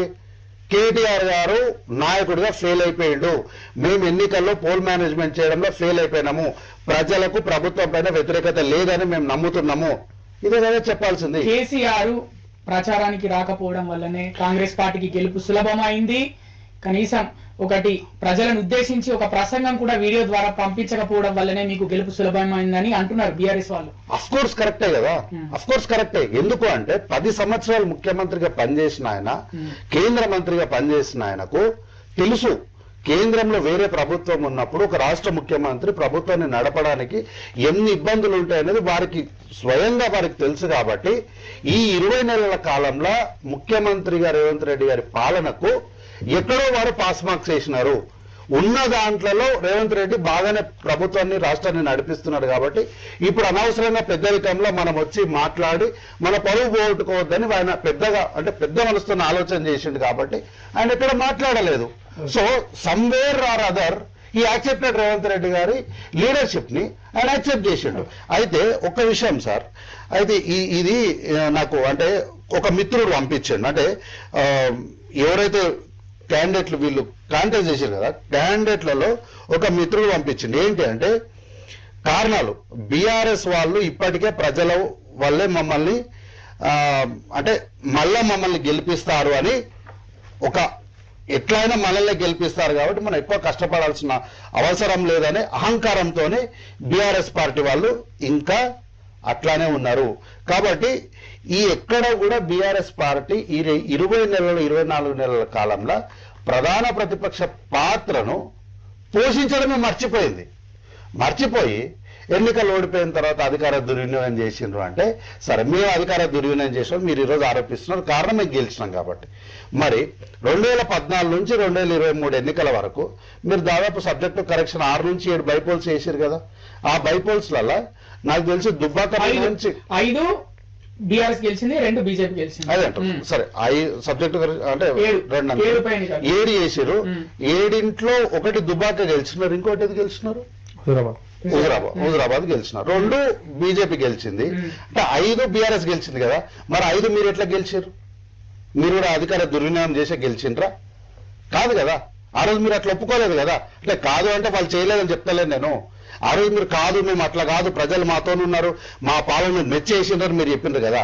అంటే మీకు ఓటేస్తేనేమో పాలన మెచ్చేసినట్టు, మేము గెలుస్తేనేమో రిగ్గింగ్ చేసినట్లా. మహేష్ గారు, అసలు గెలవాలనుకున్న నియోజకవర్గాలు దుబ్బాక చివరి రౌండ్ దాకా, చివరి టైం దాకా ఎవరు గెలుస్తారో తెలియని పరిస్థితి. హుజురాబాద్ చాలా టఫ్ కాంపిటీషన్. ఇక 100 కోట్లు బీఆర్ఎస్ ఖర్చు పెట్టిందని అప్పట్లో అన్నారు, మీరు విన్నారో లేదా? 100 కోట్లు పైగా బీఆర్ఎస్ పార్టీ ఖర్చు పెట్టింది హుజురాబాద్ బై ఎలక్షన్ కోసం అని. అక్కడ బీజేపీ గెలిచింది,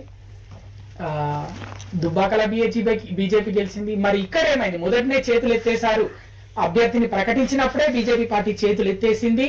ఎవరినో గెలిపించడానికి కోసం వీళ్ళు తాపత్రయపడుతున్నారని అంటున్నారు. మరి ఏం చెప్తారు? సో దీనికంటే ముందు ఒక విషయం చెప్పాలి. బ్రదర్ మాట్లాడిన దానికి నేను చెప్పాలి. ఇప్పుడు ఈ రాష్ట్రంలో అంటుండు కదా ఎంపీగా ఉండి ఏం చేయాలని చెప్పేసి కదా. జూబ్లీ హిల్స్ నియోజకవర్గానికి, ఓన్లీ జూబ్లీ హిల్స్ నియోజకవర్గానికి you can go with check with the municipal people and నువ్వు జిహెచ్ఎంసీ పీపుల్ అడిగినా నీకు చెప్తారు. జూబ్లీ హిల్స్ లో అక్కడ స్ట్రీట్ లైట్ నుంచి మొదలు పెడితే ఇప్పుడు వాటితో ఇంటర్నల్ రోడ్స్ కంప్లీట్ గా కేంద్ర ప్రభుత్వం ఇచ్చినటువంటి ఫండ్సే. 47 ఫ్లైఓవర్స్ కేటీఆర్ గారు కట్టిరన్నావు కదా, 47 ఫ్లైఓవర్స్ మొత్తం కూడా 109 ఫ్లైఓవర్స్ కి భారత్మాల రోడ్ కింద కేంద్ర ప్రభుత్వం ఇచ్చిన నిధులే. టిఆర్ఎస్ ప్రభుత్వము రూపాయి తీసి పెట్టలేదు. అది ఒకటి గుర్తుపెట్టుకోవాలి. అమెజాన్ ను గూగుల్ ను పట్టించుకొచ్చి తీసుకొచ్చి పెట్టినావు అని చెప్పేస్తాను కదా. అమెజాన్ గూగుల్ కంటే ముందు ఇక్కడ మైక్రోసాఫ్ట్ వచ్చింది. ఎప్పుడైతే ఐటీ విప్లవం వచ్చిందో ఇక్కడ ఇక కొంచెం వదిలేసినాం అనుకో కేటీఆర్ ను, ఇక్కడ ఒకటి ఉంటుంది గీ నేను ముందుకు పోతే మన ఏది హైటెక్ సిటీ బిల్డింగ్, ఆ టవర్ కూడా నేనే కట్టించిన అంటాడు ఆయన అక్కడ నుంచి యూఎస్ నుంచి. ఆయనకు ఈ తెలంగాణ అభివృద్ధికి హైదరాబాద్ అభివృద్ధికి ఎలాంటి సంబంధం లేదు కేటీఆర్ గారికి. ఇది వాళ్ళు నమ్మాలే. ఏదైతే దీన్ని పెట్టుకొని ఈ ఫేక్ ప్రాపగేట్ చేస్తే పబ్లిక్ నమ్ముతారు అనే ఒక అపోహ నుంచి బయటకు వచ్చిన రోజు నిజంగా కేటీఆర్ లీడర్ అవుతారు. ఈ అపోహ నుంచి బయటికి రావాలి. సోషల్ మీడియా టీము ఇది ఉంటుంది కదా, ఈ జిమ్మిక్కులు ఈ గోబెల్ ప్రసాద్ నుంచి బయటకు వచ్చిన రోజు ఆయన అహంకారం తగ్గిన రోజు నిజంగా లీడర్ అయితే. అప్పటి వరకు Telangana people never accept KTR as the leader of this Telangana, is a future of the Telangana, what ever it may be. I want to clarify this. Okay, నేను ఎందుకు ఇది చెప్పడం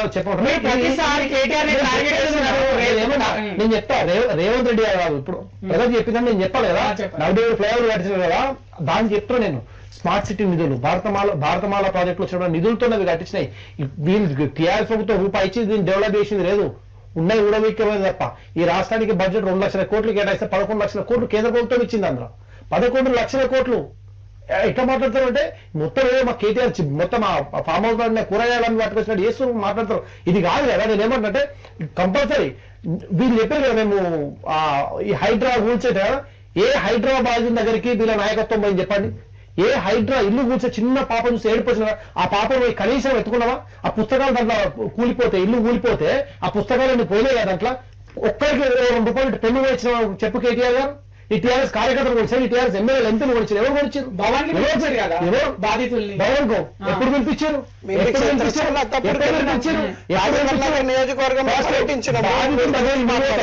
పిలుచుకుంటావా?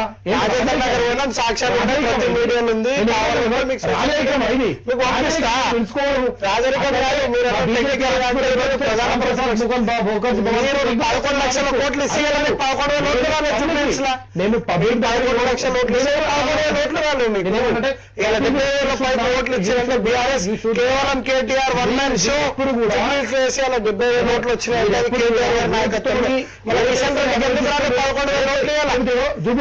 కేటీఆర్ ఒక్కటే చరిష్మా కేసీఆర్ గారు కూడా కేవలం కేటీఆర్ చరిష్మా మీద 70,000 ఓట్లు వచ్చినాయి. అధికారం ఉన్నప్పుడు కూడా దేశాన్ని బీజేపీ కాంగ్రెస్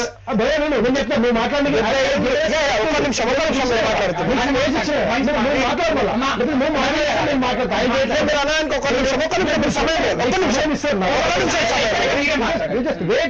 అరే ఓపిక లేకపోతే 5 ఏళ్ళు ప్రజలు కూర్చోవని చెప్పి నీకు పేషెన్స్ తో నువ్వని చెప్పేసి పక్క పెట్టింది. ప్రధాన ప్రతిపక్షం ఎలక్షన్స్ లో కావచ్చు, హుజురాబాద్ ఎలక్షన్స్ లో కావచ్చు, ఎక్కడ ఉప ఎలక్షన్ వచ్చినా అధికార పార్టీలో టీఆర్ఎస్ ఉన్నప్పుడు ఇచ్చినటువంటి స్పీచ్లు మీరు ఓపెన్ చేసి చూడండి. అలా ట్రిబ్యూల్ షూటర్ అని చెప్పుకున్న హరీష్ రావు నుంచి మొదలు పెడితే ప్రతి ఒక్కరు పోతారు.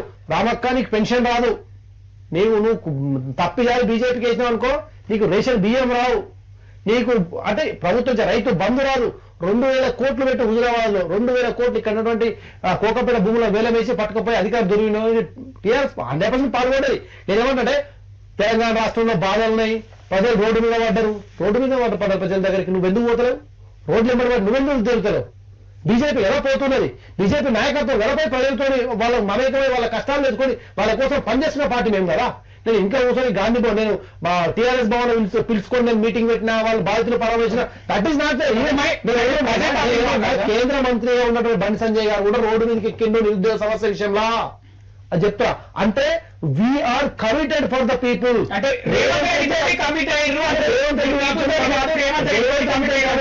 రోడ్డు మీదకి వచ్చి ఎందుకు ధర్నా చేస్తాం, ఎందుకు ఆందోళన చేస్తాం? మాకేముండదు. అధికారంలో ఉన్నప్పుడు బీజేపీ ఎట్లా ఎవరైతే కాంగ్రెస్ ప్రెసిడెంట్ ఆఫ్ ఇండియా ఎన్నికలు జరిగినాయి. ప్రెసిడెంట్ ఆఫ్ ఇండియా ఎన్నికల్లో బీఆర్ఎస్ పార్టీ ఎవరికి మద్దతు ఇచ్చింది? మొన్న వైస్ ప్రెసిడెంట్ ఆఫ్ ఇండియా ఎన్నికలు జరిగినాయి. బీఆర్ఎస్ పార్టీ ఎవరికి ఇచ్చింది? తర్వాత మొన్న వన్ ఎలక్షన్ దాని మీద అక్కడ ఎక్కడ ఈ ఇండియా కూటమంతా సభ్యులంతా కలిసి చెన్నైలో మీటింగ్ పెడతారు. అక్కడికి ఏమైంది? టీఆర్ఎస్ కదా. నేను ఇంతకుముందు మీకు మాట్లాడుతూ చెప్పిన సిఏఏ తీసుకొచ్చింది బీజేపీ, ఎవరి మీద రోడ్డు మీద ఎక్కారు, టీఆర్ఎస్ ఎక్కి కాంగ్రెస్. అంటే వీళ్ళందరూ ఇప్పుడు వీళ్ళ దోషాలు ఉన్నా మా దోషాలు ఉందా చెప్పండి. మీకు ఈ కార్ రేసింగ్ మీకు కేసు, ఫోన్ ట్యాపింగ్ ఓ కేసు, కాళేశ్వరం ప్రాజెక్టుది ఓ కేసు, ఇట్లా చెప్పుకుంటూ పోతే 10 ఏళ్ళు మీరు చేసినటువంటి అవినీతులు, స్కీమ్ల పేరు చేసిన స్కామ్లు బయట పడతాయి. కాబట్టి రేవంత్ రెడ్డితో అంతో ఎంతో కొనుడైతే బీఆర్ఎస్ పార్టీ అయితే తప్ప బీజేపీ ఎందుకు అవుతుంది అంట. నేను బీజేపీ ఎట్లా అవుతుంది ఏమంటా నేను నువ్వు చెప్పు ఒక విషయం. మా లీడర్లు వాళ్ళు ఏమంటారు అంటే ఇప్పుడు ముస్లిం ఓట్లు దాదాపు 1,30,000 వరకు ఉన్నాయి. బండి సంజయ్ చివరి 2 రోజుల్లో వచ్చి నేను రెహమత్ నగర్ పేరు, యూసఫ్ కూడా పేరు మారుస్తా అని ముస్లింలను రెచ్చగొట్టేస్తే ఆ ఓట్లని కాంగ్రెస్ కి పడతాయి, తర్వాత బీఆర్ఎస్ పార్టీ ఓడిపోతుంది. ఇది ఒక ప్లాన్ అని వీళ్ళు అని బీఆర్ఎస్ వాళ్ళు అంటున్నారు. మరోవైపు ఇంకొందరు ఆరోపిస్తుంది ఏంటంటే ఈయన రెహమత్ నగర్, యూసఫ్ కూడా పేరు చేంజ్ చేయాలనుకున్న అంత వ్యక్తి కేంద్ర మంత్రి, మరి కరీంనగర్ పేరు అక్కడ ఆయన గెలిచిన స్థానాన్ని కరీంనగర్ తీసేసి ఎప్పుడో హిందూ దేశంలో ఉన్న పేరు పెట్టొచ్చు కదా అని అంటున్నారు. అయిపోయిందిగా. నేను ఒక విషయం చెప్తా. బండి సంజయ్ అన్న ఏ పార్టీ నుంచి ఎంపీ? బీజేపీ నుంచి కదా.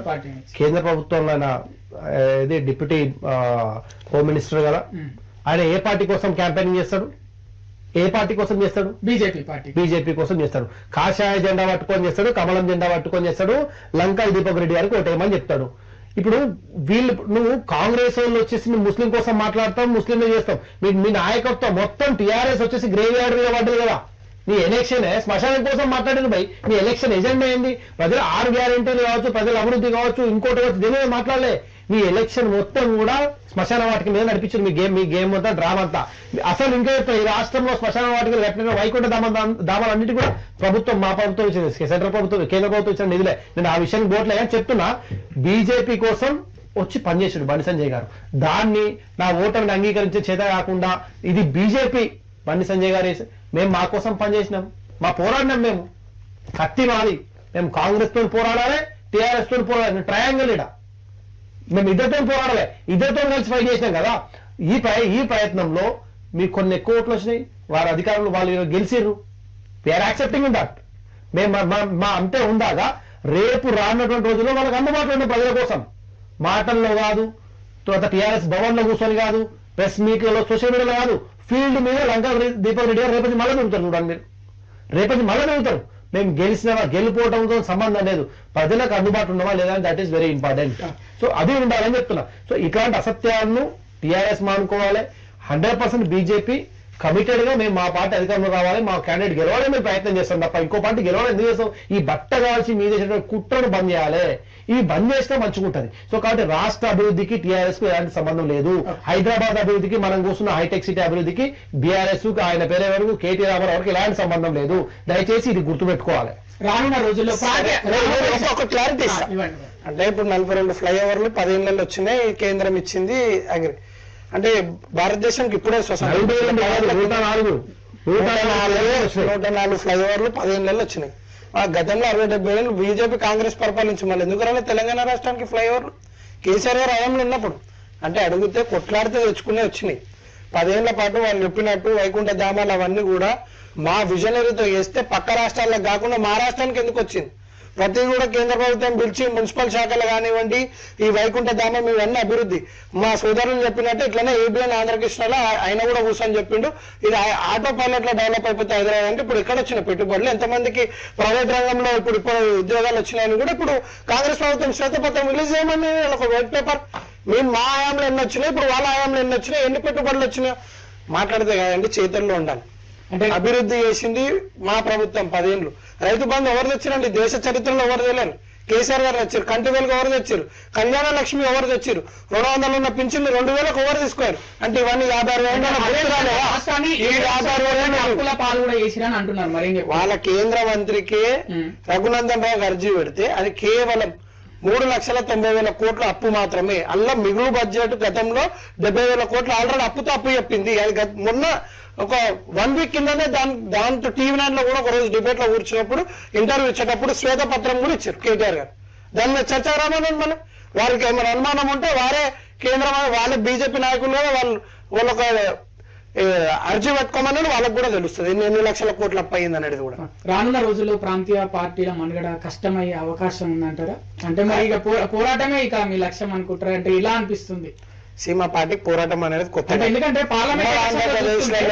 పార్లమెంట్ లో సున్నా పరిమితం అయ్యారు, కంటోన్మెంట్ ఓడిపోయారు, ఇప్పుడు మళ్ళా ఈ బై ఎలక్షన్ ఓడిపోయారు. అంటే మొత్తం ఎక్కడ చూసినా రిజల్ట్ మీరు కోరుకున్నట్టు వస్తలేదు. కారణం ఏమంటారు? అంటే ఇక జాతీయ పార్టీల మధ్య నలిగిపోవడమేనా? ఎప్పుడు లేదు, ఇప్పుడు ఇక్కడ బీజేపీకి ఏడ స్కోప్ ఉంది? మీరు జాతీయ పార్టీ అంటే 70,000 పైచీలు కోట్లు అంటే 70,000 ప్రజలు కూడా మమ్మల్ని ఏకీభవిస్తారు మాతోని. కొంతమంది డిఫర్ ఉండొచ్చు అట్లా. అంటే గతంలో రేవంత్ రెడ్డి గారు కొడంగల్ ఎమ్మెల్యేగా ఓడిపోయారు, ఇలా సొంతమైన ఉన్న ఎంపీ స్థానం ఓడిపోయింది, బీజేపీ కైవసం చేసుకుంది డీకేఆర్ నగర్. అలాగే గతంలో ప్రాతినిధ్యం వహించిన మల్కాజ్గిరిలో ఇవాళ బీజేపీ గెలిచింది. అంత మాత్రమే కాదు కదా, కాంగ్రెస్ కి హుజురాబాద్ లో 3,000 ఓట్లు వచ్చినాయి. మేము అంతకంటే అయితే దిగజారి ఓట్లు అయితే మేము తెచ్చుకోలేదు కదా. ఈరోజు మేము ఒక మంచి ఆధిక్యాన్ని కనబరించడం 70,000 ఓట్లు ప్రధాన ప్రతిపక్షంగా మాకు ఎంత రావాలో అంత కష్టపడడం. అది కేవలం కేటీఆర్ గారి నాయకత్వంలోనే, కేవలం ఒక్క మనిషి రోడ్ షో చేయడం వల్లనే, కేవలం అది కూడా 7 రోజులు చేయడం వల్లనే ఈరోజు 70,000 పైకి ఓట్లు తెచ్చుకున్నాం. రానున్న రోజుల్లో భవిష్యత్తు ఖచ్చితంగా బీఆర్ఎస్ పార్టీదే. ప్రాంతీయ పార్టీల మనుగడ పక్క రాష్ట్రాలలో కొనసాగదేమో కానీ తెలంగాణకు బీఆర్ఎస్ కి పేగు బంధం లాంటిది. 2001లోనే కేసీఆర్ గారు పార్టీ పెట్టినప్పుడే అన్నారు ఇలా ఉంటదా పోతుంది పార్టీ, పొద్దున పుట్టింది రాత్రికి పోతుంది, ఇలాంటి మాటలు మాట్లాడారు. కానీ అదే వ్యక్తి ఇవాళ రాష్ట్రాన్ని సాధించారు. గతంలో రేవంత్ రెడ్డి గారు కూడా అన్నారు, ఆ మాటలు మీకు వినిపించమంటే కూడా నేను వినిపిస్తా, నేను ఒప్పుకోకపోయినా ఈ రాష్ట్రాన్ని సాధించింది కేసీఆర్ గారు అని రేవంత్ రెడ్డి గారు కూడా అన్నారు. ఆ మాట వాస్తవమే. ఎవరు ఒప్పుకోకపోయినా ఈ రాష్ట్రాన్ని సాధించిన వ్యక్తి, రాష్ట్ర తొలి ముఖ్యమంత్రి. 10 సంవత్సరాల పాటు అభివృద్ధి చేశారు. బీజేపీ అటల్ వాజ్పేయి గారు ఉన్నప్పుడు కూడా వారు కూడా మంచి అభివృద్ధి చేసిన తర్వాత తిరిగి కాంగ్రెస్ అధికారం తీసుకుని మళ్ళీ ఇప్పుడు కాంగ్రెస్ చేతిలో నుంచి నరేంద్ర మోదీ గారు అధికారం తీసుకున్నారు. ప్రజాక్షేత్రంలో ఓటమి గెలుపు అనేది సహజం. దాన్ని పట్టుకొని క్రెడిబిలిటీ లేదు, ప్రజలు మిమ్మల్ని ఏకీభవిస్తలేరంటే అది అన్నది వాస్తవం కాదు. రానున్న రోజుల్లో జనరల్ ఎలక్షన్ లో బీఆర్ఎస్ పార్టీ 100కు పైగా సీట్లు ఖచ్చితంగా గెలుస్తుంది. కార్తీక్ గారు, ఇప్పుడు మీరు అధికారంలో ఉన్నారు. మీరు 2023 అసెంబ్లీ ఎన్నికల్లో గెలిచాక రేవంత్ రెడ్డి 14లో 12 నుంచి 14 పార్లమెంట్ సీట్లు గెలుస్తామని చెప్పారు. 8కి పరిమితమయ్యారు. అనూహ్యంగా బీజేపీ 8 సీట్లు గెలిచింది. తర్వాత ఎమ్మెల్సీ 2 బీజేపీ గెలవడం జరిగింది. మీరు అధికారంలో ఉన్నారు, ఓడిపోయారు. ఇప్పుడు అనూహ్యంగా అసలు బీజేపీ 3వ స్థానానికి పరిమితమై మళ్ళీ బీజేపీ 3వ స్థానానికి పరిమితమై బీఆర్ఎస్ 2వ స్థానానికి వచ్చింది. ఎక్కడో లోపాయికారి ఒప్పందం ఉంది, ఎక్కడో ఏదో జరిగింది అని అంటున్నారు. ఏం చెప్తారు? అంటే ఆ రేంజ్ లో ఒక్కసారి ఊవెత్తున లేచిన బీజేపీ ఒకటిసారి 3వ స్థానానికి డిపాజిట్లు కోల్పోవడానికి గల కారణం ఏంటి అని అంటున్నారు. ఇప్పుడు మిత్రులు మాట్లాడుకుంటూ 200 పింఛన్ని 2,000 చేసింది ఎవరు అని అంటున్నారు. అయితే కల్వకుంట్ల చంద్రశేఖరరావు గారు ఏదో మాట్లాడుకుంటూ ఏదో ప్రాస కోసం ఫ్లో కోసము 200 పింఛన్ 2,000 చేసినానంటే దాన్ని మనము అదే నిజం అని ప్రజలకు తీసుకెళ్ళడం తప్పు. 750 రూపాయలు ఉండే పెన్షన్. ఎన్ని జిల్లాలు ఉండే, ఎంత పెద్ద విస్తీర్ణం ఉండే రాష్ట్రము, ఇప్పుడు ఎంత విస్తీర్ణం ఉంది మన రాష్ట్రము, ఎంత జనాభా ఉంది, ఇవన్నీ కూడా పరిగణలోకి తీసుకోవాలి కదా. ఆ రోజున్న ఖర్చుల విలువ ఎంత, ఈ రోజున్న ఖర్చుల విలువ ఎంత, ఇవి ఏవి పరిగణలోకి తీసుకోకుండా నాకు తెలిసి సబ్జెక్టు కరెక్షన్ ఇప్పుడు 23. కార్తీక్ గారు, మీరు నవీన్ గారు, సగటు ఓటు వేసే ఒక వ్యక్తి, సామాన్య పౌరుడు ఒక ఓటు, మీరు ఇన్ని పెన్షన్ల గురించి మాట్లాడుతారు, ఫ్లైఓవర్ అభివృద్ధి గురించి మాట్లాడుతారు, వాళ్ళు ఆలోచిస్తారా? బై ఎలక్షన్ అయినా ఎలక్షన్ అయినా అసలు ఈ అభివృద్ధిని బేరేజ్ వేసుకుంటారా? అసలు క్యాండిడేట్ గురించి ఆలోచిస్తారా? ఈ రోజు ఒక ఓటరు దేని గురించి ఆలోచిస్తున్నాడు అని మీరు అనుకుంటారా? చెప్పండి, ఒక అధికార పార్టీలో ఉన్న వ్యక్తిగా. ఈ రోజు నిన్న ఓట్లు వేసినటువంటి ప్రజలు నాకు తెలిసి పరిగణలోకి తీసుకున్న విషయాలలో ఒకటి, నవీన్ యాదవ్ మంచి అభ్యర్థి, అందుబాటులో ఉండే అభ్యర్థి.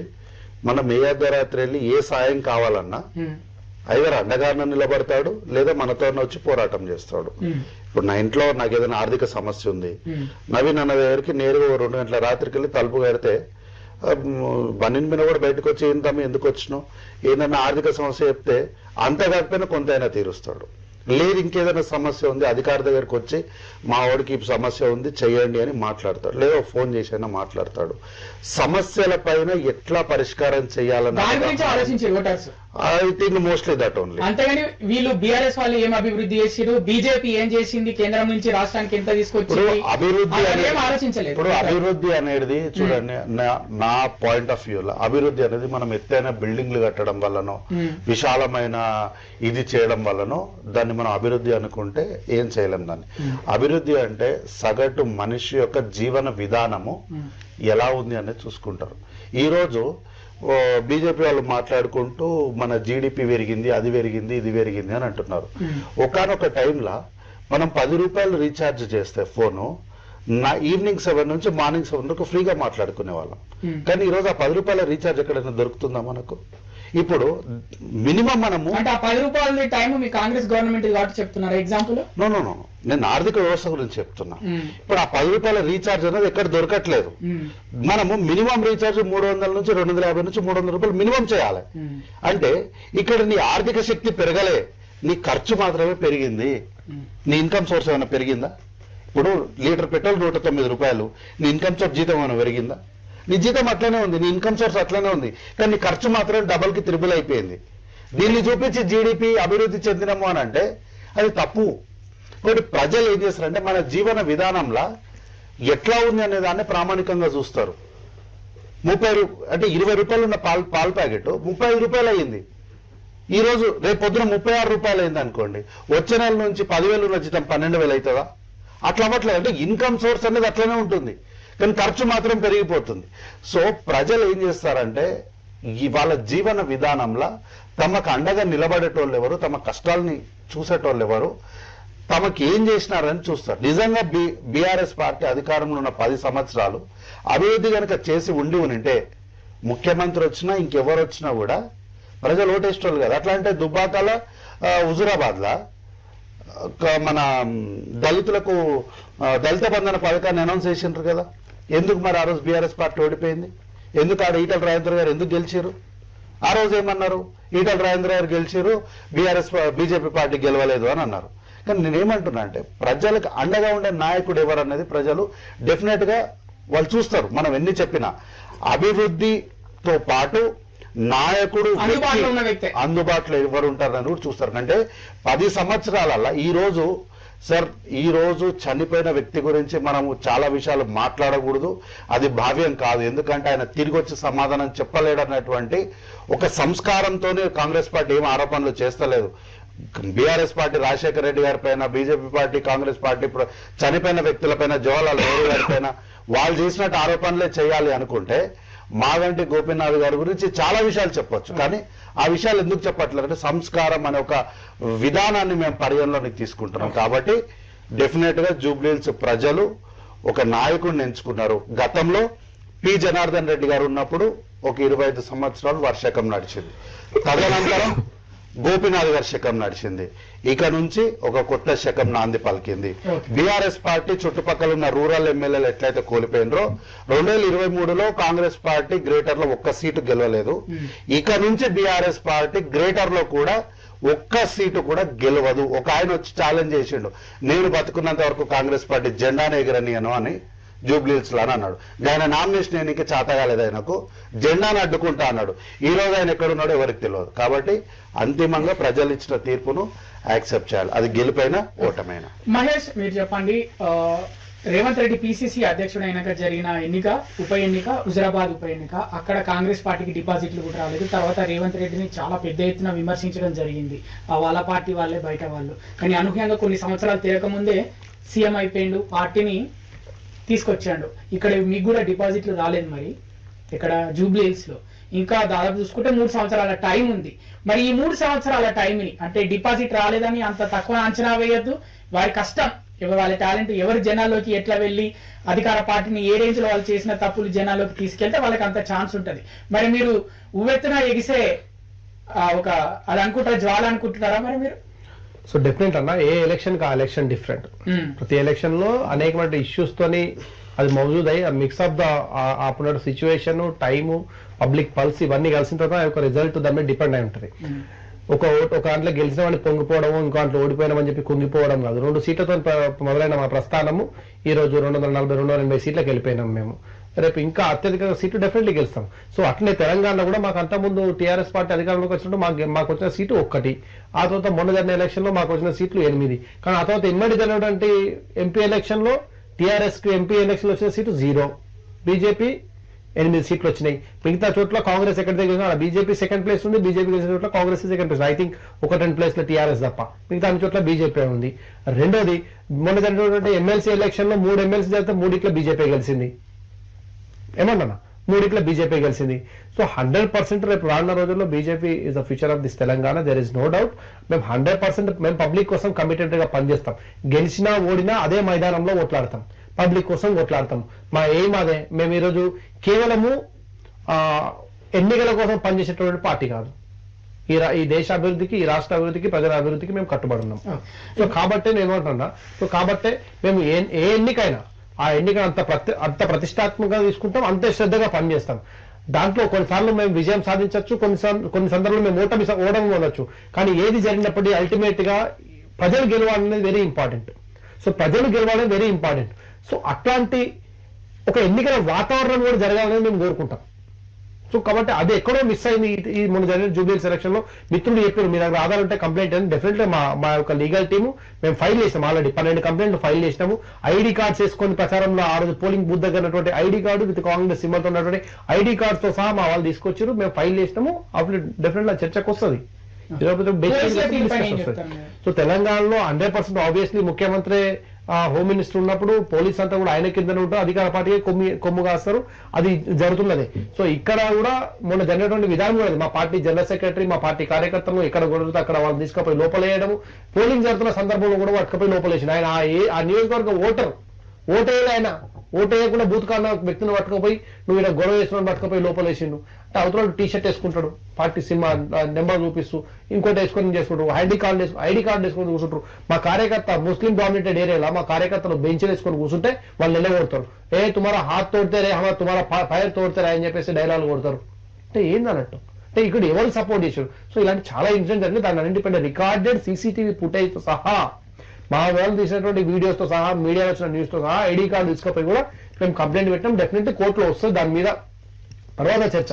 కానీ నేనేమంటున్నా అంటే ఈ రోజు జరిగినటువంటి ఎన్నికలు ఏవైతున్నాయో జూబ్లీహిల్స్ ఎన్నికలు మా పనితీరుకో, మా బీజేపీ ఏదో పతనానికో ఇది కాదు. ఈ రోజు మాకు అఖండమైన మెజార్టీ బీహార్ లో కూడా వచ్చింది. దేశ ప్రజలు మా పైనటువంటి ప్రేమ. రేపు తెలంగాణలో కూడా మాకు డెఫినెట్లీ ఆ డేస్ వస్తాయి. మేము గెలుస్తాం. తెలంగాణలో రేపు రానున్న ఎలక్షన్ లో బీజేపీ వర్సెస్ కాంగ్రెస్ ఉంటుంది తప్ప బీఆర్ఎస్ అనేది లేదు. పేగు బంధం పేగు ఎప్పుడో తెంపుకున్నాడు బీఆర్ఎస్ అనే పేరు చేసుకొని. తెలంగాణకు టీఆర్ఎస్ సంబంధం లేని పరిస్థితి రాష్ట్రంలో వచ్చింది. ఒక ప్రశ్న, వీళ్ళకి కేసీఆర్ అనే ఒక నాయకుడు, ఉద్యమ నాయకుడు అంటారు. ఏం మాట్లాడుకున్నా ఆయన ఉద్యమ నాయకుడే. ఉద్యమం జరిగింది కాబట్టి ఆ టైంలో ఉద్యమ నాయకుడు అంటారు. ఆయన 10 సంవత్సరాలు 2 టర్మ్స్ తెలంగాణలో ముఖ్యమంత్రిగా ఉండడం జరిగింది. తర్వాత ఇప్పుడు కాంగ్రెస్ పార్టీ పిసిసి అధ్యక్షుడిగా పనిచేసి తర్వాత వాళ్ళని ఒక లైన్ లో తీసుకెళ్లి మీకు నేనే తప్ప ఇంకా ఎవరు లేరు అనే విధంగా ముందుండి నడిపించిన వ్యక్తి రేవంత్ రెడ్డి అంటుంటారు. వాళ్ళ పార్టీ కార్యకర్తలు, నాయకులు, ముఖ్యమంత్రి అయ్యాడు. మీకోసం ఎవరున్నారు? ఒకరు మీకోసం ముందుండి మీ పార్టీని ఈ రాష్ట్రంలో అధికారంలో తీసుకురావడానికి మీకోసం ఎవరున్నారు? ఆ నాయకుడు పేరు, 1-2 పేర్లు చెప్పండి. అరే ఒకరిద్దరు పార్టీ మా దాంట్లో మాకు సెలబ్రిటీలు, స్టార్ క్యాంపెయినర్లు ఎవరు తెలుసా అన్న? మా బ్రాండ్ అంబాసిడర్లు, సెలబ్రిటీలు, స్టార్ క్యాంపెయినర్లు బూత్ దగ్గర కూర్చొని ఓటేపించినట్టు ఒక కార్యకర్తలు మొదలు పెడితే ఒక పేపర్ పన్నా ప్రముఖ వీళ్ళంతా మా సెలబ్రిటీలే. మా బీజేపీలో పైనుంచి రావాల్సిన అవసరం లేదు. మా బీజేపీలో నాయకత్వం ఎవరైనా ఉండొచ్చు కాక మా బీజేపీలో కార్యకర్త, ఆ కార్యకర్తనే రేపు అధికారంలో తీసుకొస్తారు తప్ప మేము లీడర్లను ఇంకొకరు నమ్ముకొని కాదు. బీజేపీలో కిషన్ రెడ్డి గారు కూడా ఒక కార్యకర్త అని రాత్రి 3 వరకు పనిచేశారు. తర్వాత సంజయ్ కూడా అట్నే పనిచేశారు. మా రామచంద్రన్న పార్టీ ప్రెసిడెంట్ ఆయన కూడా ఒకవైపు ఇక్కడ ఇది, ఇంకోవైపు వరదలు వచ్చి మునిగిపోతే అక్కడికి పోవడము. వరదలు వస్తే ఓన్లీ ఎలక్షన్ కోసం కాదు, వరదలు వచ్చి వరంగల్ ఇబ్బంది పడుతుంటే మక్కనడు మా కార్యకర్తలు సమాయత్తం చేసి వాళ్ళకు తిండి మిగతా సామాగ్రి అందించడానికి ఆయన ఒకవైపు ఓడవచ్చు, కిషన్ రెడ్డి గారు కావచ్చు. ఇట్లా చెప్పుకుంటూ పోతే మా ఉన్నటువంటి ఆల్ ఎమ్మెల్యేస్, ఆల్ ఎంపీస్ అందరూ కూడా కష్టపడి పనిచేసారు. రేపు మా నాయకత్వము నేను ఒక లీడర్ బేస్డ్ పార్టీ కాదు, మరి cadre based mass organisation is the BJP. అది కుటుంబ పార్టీ కాదు, కేవలం కేసీఆర్ మీద ఉంటది, కేసీఆర్ ఉన్నప్పుడు ఉంటది, ఆయన లేకపోతే లేదు అని చెప్పుకోవడానికి. మాది జాతీయ పార్టీ. మా పార్టీకి ప్రతి 3 ఏళ్లకు నాయకుడు మారుతారు, ఒక అధ్యక్షుడు మారుతారు, మెంబర్షిప్. నో అట్లెట్లు మైనస్ అయితే మోస్ట్ డెమోక్రటిక్ పార్టీ ఇదే సిస్టమ్ ఇదే. ఎందుకంటే మాకు ఒక ఇంటి పార్టీ కాదు, ఇది అందరి పార్టీ. కానీ దాదాపు రేవంత్ రెడ్డి పిసిసి అధ్యక్షుడు ఎన్ని సంవత్సరాలు ఉన్నారు అధ్యక్షుడిగా? 3 years. 3 years. ఓకే. బీజేపీ ఇంటి పార్టీ కాదన్నా, ఇది అందరి పార్టీ. ఇందులో అందరూ కార్యకర్తలే. ఆ కార్యకర్తలే బ్రాండ్ అంబాసిడర్, ఆ కార్యకర్తలే కష్టపడతారు, ఆ కార్యకర్తలే రేపు రానున్న రోజుల్లో ఇక్కడ బీజేపీలో తెలంగాణలో బీజేపీ జెండా ఎగిరేస్తారు. మీ పార్టీకి మైనస్, వాళ్ళ పార్టీకి ఏమో ప్రజలే వాళ్ళ లీడర్లు అని చెప్తున్నారు. మీ పార్టీలో లీడర్లు ఎక్కువ మంది ఉండిపోయారు. ఎక్కువ లీడర్లు ఉండడం వల్లనే మీ దగ్గర మైనస్ అవుతుంది. ఎందుకంటే సరిగా క్యాడర్ని ముందుకు తీసుకెళ్లలేకపోతున్నారు, జనాల్లోకి వెళ్ళలేకపోతున్నారు. మనస్పర్ధలు ఉన్నాయా లీడర్స్ మధ్య? అలాగే రీసెంట్ గా చూసుకుంటే మీ పార్టీ నుంచే బయటికి పంపించేయడం జరిగింది ముఖ్య నాయకురాల్ని. ఆ విషయం కూడా మైనస్ అయిందా మీకు? ఈ ఎలక్షన్ విషయంలో ఒక మహిళా నాయకురాలంటూ మీ పార్టీ కోసం లేరు అనే చర్చ నడుస్తుంది బయట. ఏమంటారు? లీడర్లు ఎక్కువ అయిపోయిన పార్టీ బీఆర్ఎస్ పార్టీ అంటున్నారు, ఏం చెప్తారు? ఖచ్చితంగా లీడర్లు అయితే చాలా ఎక్కువ ఉన్నారు మా దాంట్లో. సమర్థవంత నాయకత్వం అని అందరు కూడా ఉద్యమ సమయం నుంచి ఉన్నారు. మాజీ మంత్రి వర్యులంతా కూడా జగదీశ్వర్ రెడ్డి గారు కానివ్వండి, ఇతరత్ర నాయకులందరూ కూడా గతంలో నుంచి ఉన్న వాళ్ళే, ఎవరు కూడా కొత్తగా వచ్చింది లేదు. కొంతమంది వచ్చినారు, మళ్ళీ అదే విధంగా బయటికి కూడా పోయినారు. నాయకురాళ్ళు బయటికి పోయినారంటే పార్టీకి యాంటీ ఎవరు పోయినా కూడా అది ఇక్కడ తెలుసుకోవాల్సింది నిబద్ధత. పార్టీకి మించింది ఎవరు కాదు. ఎంతసేపు అంటారు కుటుంబ పార్టీ అంటే, కుటుంబ పార్టీ అంటే ఇదే చెప్తారు. అలా అనుకుంటే బిడ్డను కన్న బిడ్డను ఎవరు కూడా బయటికి పంపరు. అలా పంపించిన పరిస్థితి ఒకరు ఓడడం వల్ల మైనస్ అవుతుంది, ఒకరు రావడం వల్ల ప్లస్ అవుతుంది అనేది మేము నమ్మం. అల్టిమేట్ గా ఈ అలా అంటే ఇప్పుడు కాంగ్రెస్ ఎన్ని ఉప ఎన్నికలు ఓడిపోయింది. జానారెడ్డి ఓడిపోయిందండి. ఒక యువ నాయకుడి పైన జానారెడ్డి ఓడిపోయిండు. గతంలో మంత్రి చేసిన అనుభవం ఉంది. ఒక ముఖ్యమంత్రి చరిష్మా ఉన్న వ్యక్తి ఓడిపోయాడు మా చేతిలో. అంత మాత్రాన ఒక ఓటమి పార్టీ తగ్గుతుంది, ఒక గెలుపు పార్టీని పెంచుతుందని నేను ఏకీభవించను. ఎన్నికలకు తేడా ఉంటుంది. అలా అంటే ఈ రోజు వాళ్ళ ఏమి నాయకులను ఓడగొట్టింది ఎవరు? ఇలా హుజరాబాద్ లో ఓడగొట్టింది ఎవరు? ఇలా కరీంనగర్ లో బండి సంజయ్ గారిని, హుజరాబాద్ లో ఈటల రాజేందర్ గారిని, ధర్మపురి అరవింద్ గారిని అసెంబ్లీ సెగ్మెంట్ లో ఎవరు ఓడగొట్టారు? మా బీఆర్ఎస్ ఎమ్మెల్యేలే కదా. ఇవాళ అక్కడ ఎవరు ప్రాతినిధ్యం వహిస్తారు? మా ఎమ్మెల్యేలే కదా. ఇంతకంటే పూర్తి ఉదాహరణ ఎవరికి కావాలి? ఒక్కోసారి లీడర్లు ఎక్కువ ఉండడం వల్ల కూడా మనస్పర్ధలు ఎక్కువ పెరిగి సరిగా నాయకత్వం సరిగా పనిచేయ. మా నాయకుడు కేసీఆర్, దాంట్లో ఎవరికి అనుమానం లేదు. తిరిగి ముఖ్యమంత్రి అయ్యారు వాళ్ళే రాష్ట్రానికి. సో ఇలా ఇంకా మనస్పర్ధలు అనేదానికి తావులేదు. ప్రతి ఒక్కరు కూడా ఒక క్రమశిక్షణ గల కార్యకర్తలా ఖచ్చితంగా పార్టీ కోసమే పనిచేస్తారు. ఇక్కడ ఎవరు నాయకులను ఫీల్ గారు. మా దగ్గర కూడా ఈ రోజు గ్రౌండ్ లెవెల్ లో మేము ఎంత వర్క్ చేస్తాం కాబట్టి ఈ రోజు 70,000 పైచలకు ఓట్లు వచ్చినాయి. ఇలా ఒక మాజీ మంత్రి కూడా కేవలం ఒక 10,000 ఓట్లకి ఇలా ఇన్ఛార్జ్ తీసుకొని ఇలా పనిచేయడం జరిగింది. ప్రతి ఒక్కరు కూడా గెలుపు కోసమే పనిచేస్తాం తప్ప ఓడిపోవాలని ఎవరు కూడా పనిచేయరు. ఇప్పుడు సోదరులు చెప్పినట్టు కూడా ఏం చెప్పినారు ఇంతసేపు, నవీన్ యాదవ్ క్యాండిడేట్ వల్ల మేము గెలిచినామన్నారు. మా సంక్షేమం, మా అభివృద్ధి రెండేళ్ల వైపు ఎక్కడ చెప్పలేరు అనమాట. ఇక్కడ నవీన్ యాదవ్ ఎంతసేపు యాక్సెస్ ఉంటుంది, అవైలబుల్ ఉంటాడు, లోకల్ లీడరు, బీసీ నాయకుడు అన్నారు తప్ప ముఖ్యమంత్రి వల్ల మేము గెలిచినాం అనేది ఇప్పటివరకు చెప్పలే వాళ్ళు. అదే చెప్తున్నాను, అభ్యర్థి ముఖ్యమంత్రి పార్టీ. మీరు నన్ను అడిగిన ప్రశ్న వేరు, మీరు అడిగిన నేను ఇప్పుడు వాళ్ళు రాజేంద్ర నగర్కి మా సోదరులు వస్తుంటే తీసుకొస్తే అక్కడ ఏ హైదరాబాద్ కేటీఆర్ గారు కలిసారు అది కూడా చెప్తే లగచర్ల ఘటన జరిగింది. వాళ్ళు అక్కడ బీజేపీ నాయకులు ఎవరు వెళ్ళలేదు. ఢిల్లీ దాకా తీసుకుపోయింది మేమే కదా. ఉమెన్స్ రైట్ లో కంప్లైంట్ చేయించింది మేమే. లగచర్ల అన్యాయం జరుగుతుంది, అక్కడ ఉన్న ఎస్టీ సోదరులకు ఇబ్బంది కలుగుతుంది అంటే మేమే కదా. ఓకే, ఇప్పుడు లగచర్లకు జూబ్లీహిల్స్ కి సంబంధం లేదు, కానీ ఇప్పుడు ఒక టాపిక్, జూబ్లీహిల్స్ ఎలక్షన్స్ కు ముందు ఒక మంత్రి వాళ్ళ కుటుంబ సభ్యులు ముఖ్యమంత్రిని ఘాటుగా విమర్శించడం జరిగింది. చాలా పెద్ద ఎత్తున వైరల్ అయింది ఆ సబ్జెక్టు. అలాగే తర్వాత మీ పార్టీలో చాలా విభేదాలు వచ్చాయి, మంత్రుల మధ్య సరిగా సఖ్యత లేదు అని. ఇవన్నిటిని దాటుకొని మంత్రులందరూ జూబ్లీహిల్స్ కి చేరారు. గడప గడపకి ప్రచారం, మంత్రుల సతీమణులు కూడా చేరారు జూబ్లీహిల్స్ కి. ఎలా సాధ్యమైంది అంటే ఈ విజయం వెనకాల మంత్రులు, వాళ్ళ సతీమణులు, మిగతా క్యాడర్ మొత్తం జూబ్లీహిల్స్ లో దిగడం జరిగింది. ఓటమి భయంతో దిగారా, లేకపోతే అందరం ఒకటే కలిసి పార్టీని గెలిపించుకుందామని దిగారా? ఏంటి కారణం? ఇంతకు ముందు మీరు అడిగిన ప్రశ్న ప్రజలు ఎట్లా ఎన్నుకుంటారని అడిగినారు. ఆ ప్రశ్నకు అనుగుణంగా నేను క్యాండిడేట్ల మధ్యలో మాత్రమే వ్యత్యాసాలు చెప్పిన. దాన్ని క్యాండిడేట్ వల్లనే గెలిచినాము, ముఖ్యమంత్రి గారి గురించి చెప్పలేదు అని అనడం ఏంటంటే ప్రజలకు తప్పు సంకేతాలు ఇవ్వడానికి ఉన్నటువంటి తెలివితేటలను వాడడం అంటారు. సో ఈ రోజు సరే ఇన్ని సమస్యల మధ్యలో కూడా ఈ సమస్యలు అన్ని కూడా ఎక్కడైనా ప్రజల క్షేత్రంలో ఏమన్నా ప్రభావం చూపించినాయా? ఏం లేవు కదా. So that's how Congress party is designed. ఏదైనా సరే భేదాభిప్రాయం వచ్చినప్పుడు ఏది కూడా లోపల దాచిపెట్టి నివురుగప్పిన నిప్పులాగా ఉంచి ఒకరిపైన ఒకరిని చేసుకోవడం అట్లే ఉండదు.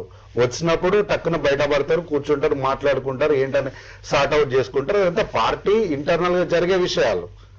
కానీ ప్రజాక్షేత్రంలోకి వచ్చినప్పుడు పార్టీలో ముఖ్యమంత్రి అయినా, మంత్రి అయినా, అధ్యక్షులైనా, ఇంకెవరైనా ముందు పార్టీకి కార్యకర్తలం, కార్యకర్తలాగానే పనిచేస్తాం. ముఖ్యమంత్రి గారు ఎందుకు వచ్చి ప్రచారం చేశారంటే ఆయన కాంగ్రెస్ పార్టీ కార్యకర్త. ఫస్ట్ ముఖ్యమంత్రి కన్నా ముందు ఆయన పార్టీ కార్యకర్త. ఆయనకి ఇష్టం, ఆయన వచ్చి ప్రచారం చేసిండు. మీకు ధైర్యం ఉంటే మీ లీడర్ ఆఫ్ అపోజిషన్ ని తీసుకొచ్చి ప్రచారం చేయించుకునేది ఉండే. మీ లీడర్ ఆఫ్ అపోజిషన్ ని, మీ నాయకుడిని మీరు గల్లీలోకి తెచ్చుకొని ఇంకా మీకు చేతయాక వచ్చిన నాయకుడిని ఎందుకు వచ్చిరని ప్రశ్న అడిగితే ఆయన వచ్చి ఏం చేసిండు? చాలా సమస్యల్ని నేరుగా ప్రజల మధ్యలోకి వెళ్ళి చూసిండు. 10 ఏళ్ళు మీరు మంచి చేసింటే ముఖ్యమంత్రి ఏంది? నరేంద్ర మోడీ గారు వచ్చి ప్రచారం చేసినా కూడా ఓట్లు పడవు. ప్రధానమంత్రి అంటే నేను నరేంద్ర మోడీ గారు అంటే నేను వ్యక్తిని గురించి సంబోధిస్తలేను. ప్రధానమంత్రి గారు వచ్చినప్పటికీ కూడా మిమ్మల్ని ఓడగొట్టే పరిస్థితి ఉండదు. మీరు నిజంగా పనిచేసి నిజంగా మంచిగా ప్రజలకు జీవన విధానాన్ని మెరుగుపరిచి ఉండేవారంటే ఎవరు వచ్చినా కూడా మీ గెలుపుని ఎవరు ఆపలేకపోతుండ్రి. కాబట్టి ఏంటంటే మీరు ఏమీ పని చేయలేదు. కాబట్టి ప్రజలు మిమ్మల్ని తిరస్కరించారు. సో తిరస్కరించినప్పుడు ఏం చేయాలంటే ధైర్యంగా గెలిచినప్పుడు మాత్రమే ప్రజలు మాతో ఉన్నారని, ఒకవేళ వీళ్ళకి మేమే గెలిస్తే ప్రభుత్వం పైన వ్యతిరేకత ఉంది అని ఎట్లయితే ప్రచారం చేసేవాళ్ళు, ఓడిపోయినప్పుడు ప్రస్తుతానికి ప్రభుత్వం పైన ఎట్లాంటి వ్యతిరేకత లేదు అని ఇప్పుడు మేమేం రెఫరెండం అని మాట్లాడాలి. తారక రామారావు గారు ఏమన్నారు? ఇది రెఫరెండము అని అన్నారు.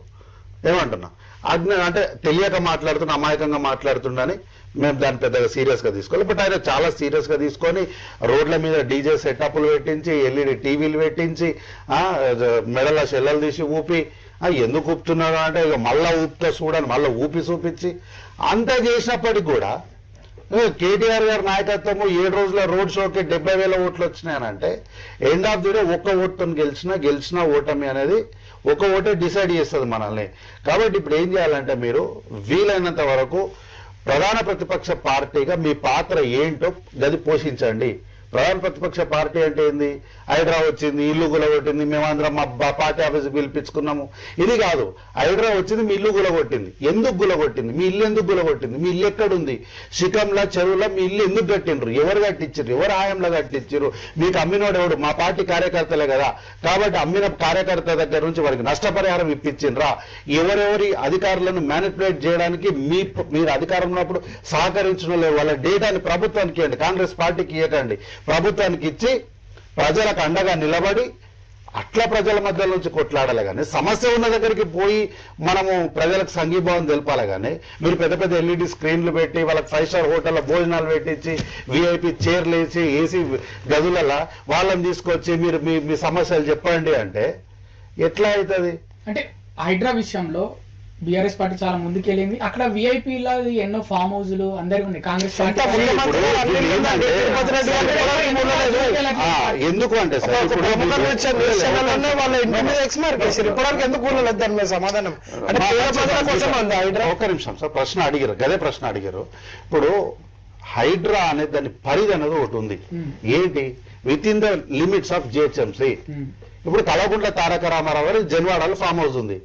ఆ ఫామ్ హౌస్ ఎందుకు కూలగొట్టట్లేదు చాలా మంది బీజేపీ వాళ్ళు ప్రశ్న అడుగుతారు. ఎందుకు అంటే జిహెచ్ఎంసీకి ఆ కాంపౌండ్ వాళ్ళకి కొన్ని మీటర్ల దూరమే ఉంది.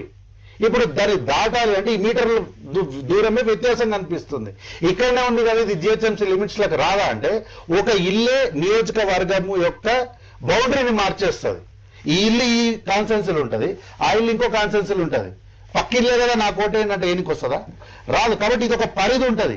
ఈ పరిధిలో ఏం జరుగుతుందనే దానిపైన హైడ్రా మాట్లాడుతుంది. వీళ్ళు హైడ్రా పరిధి ఎక్కడైతే లేదో అక్కడ చూపించి ఇక్కడ ఉంది కదా ఎందుకు కూలగొడతలేరు అంటే ప్రజలు ఇవన్నీ ఏం ఆలోచన చేయరు. అవును కదా కూలగొడతలేరు కదా అని మాత్రమే ఆలోచన చేస్తారు. కానీ ముఖ్యమంత్రి ప్రచారం హైడ్రా పరిధి ఎలా ఉందంటే డబ్బులు ఉన్న వాళ్ళ సార్ డబ్బులు లేదు చాలా తెలివిగా మాట్లాడుతున్నాం అనుకుంటారు, తేలిపోయారు.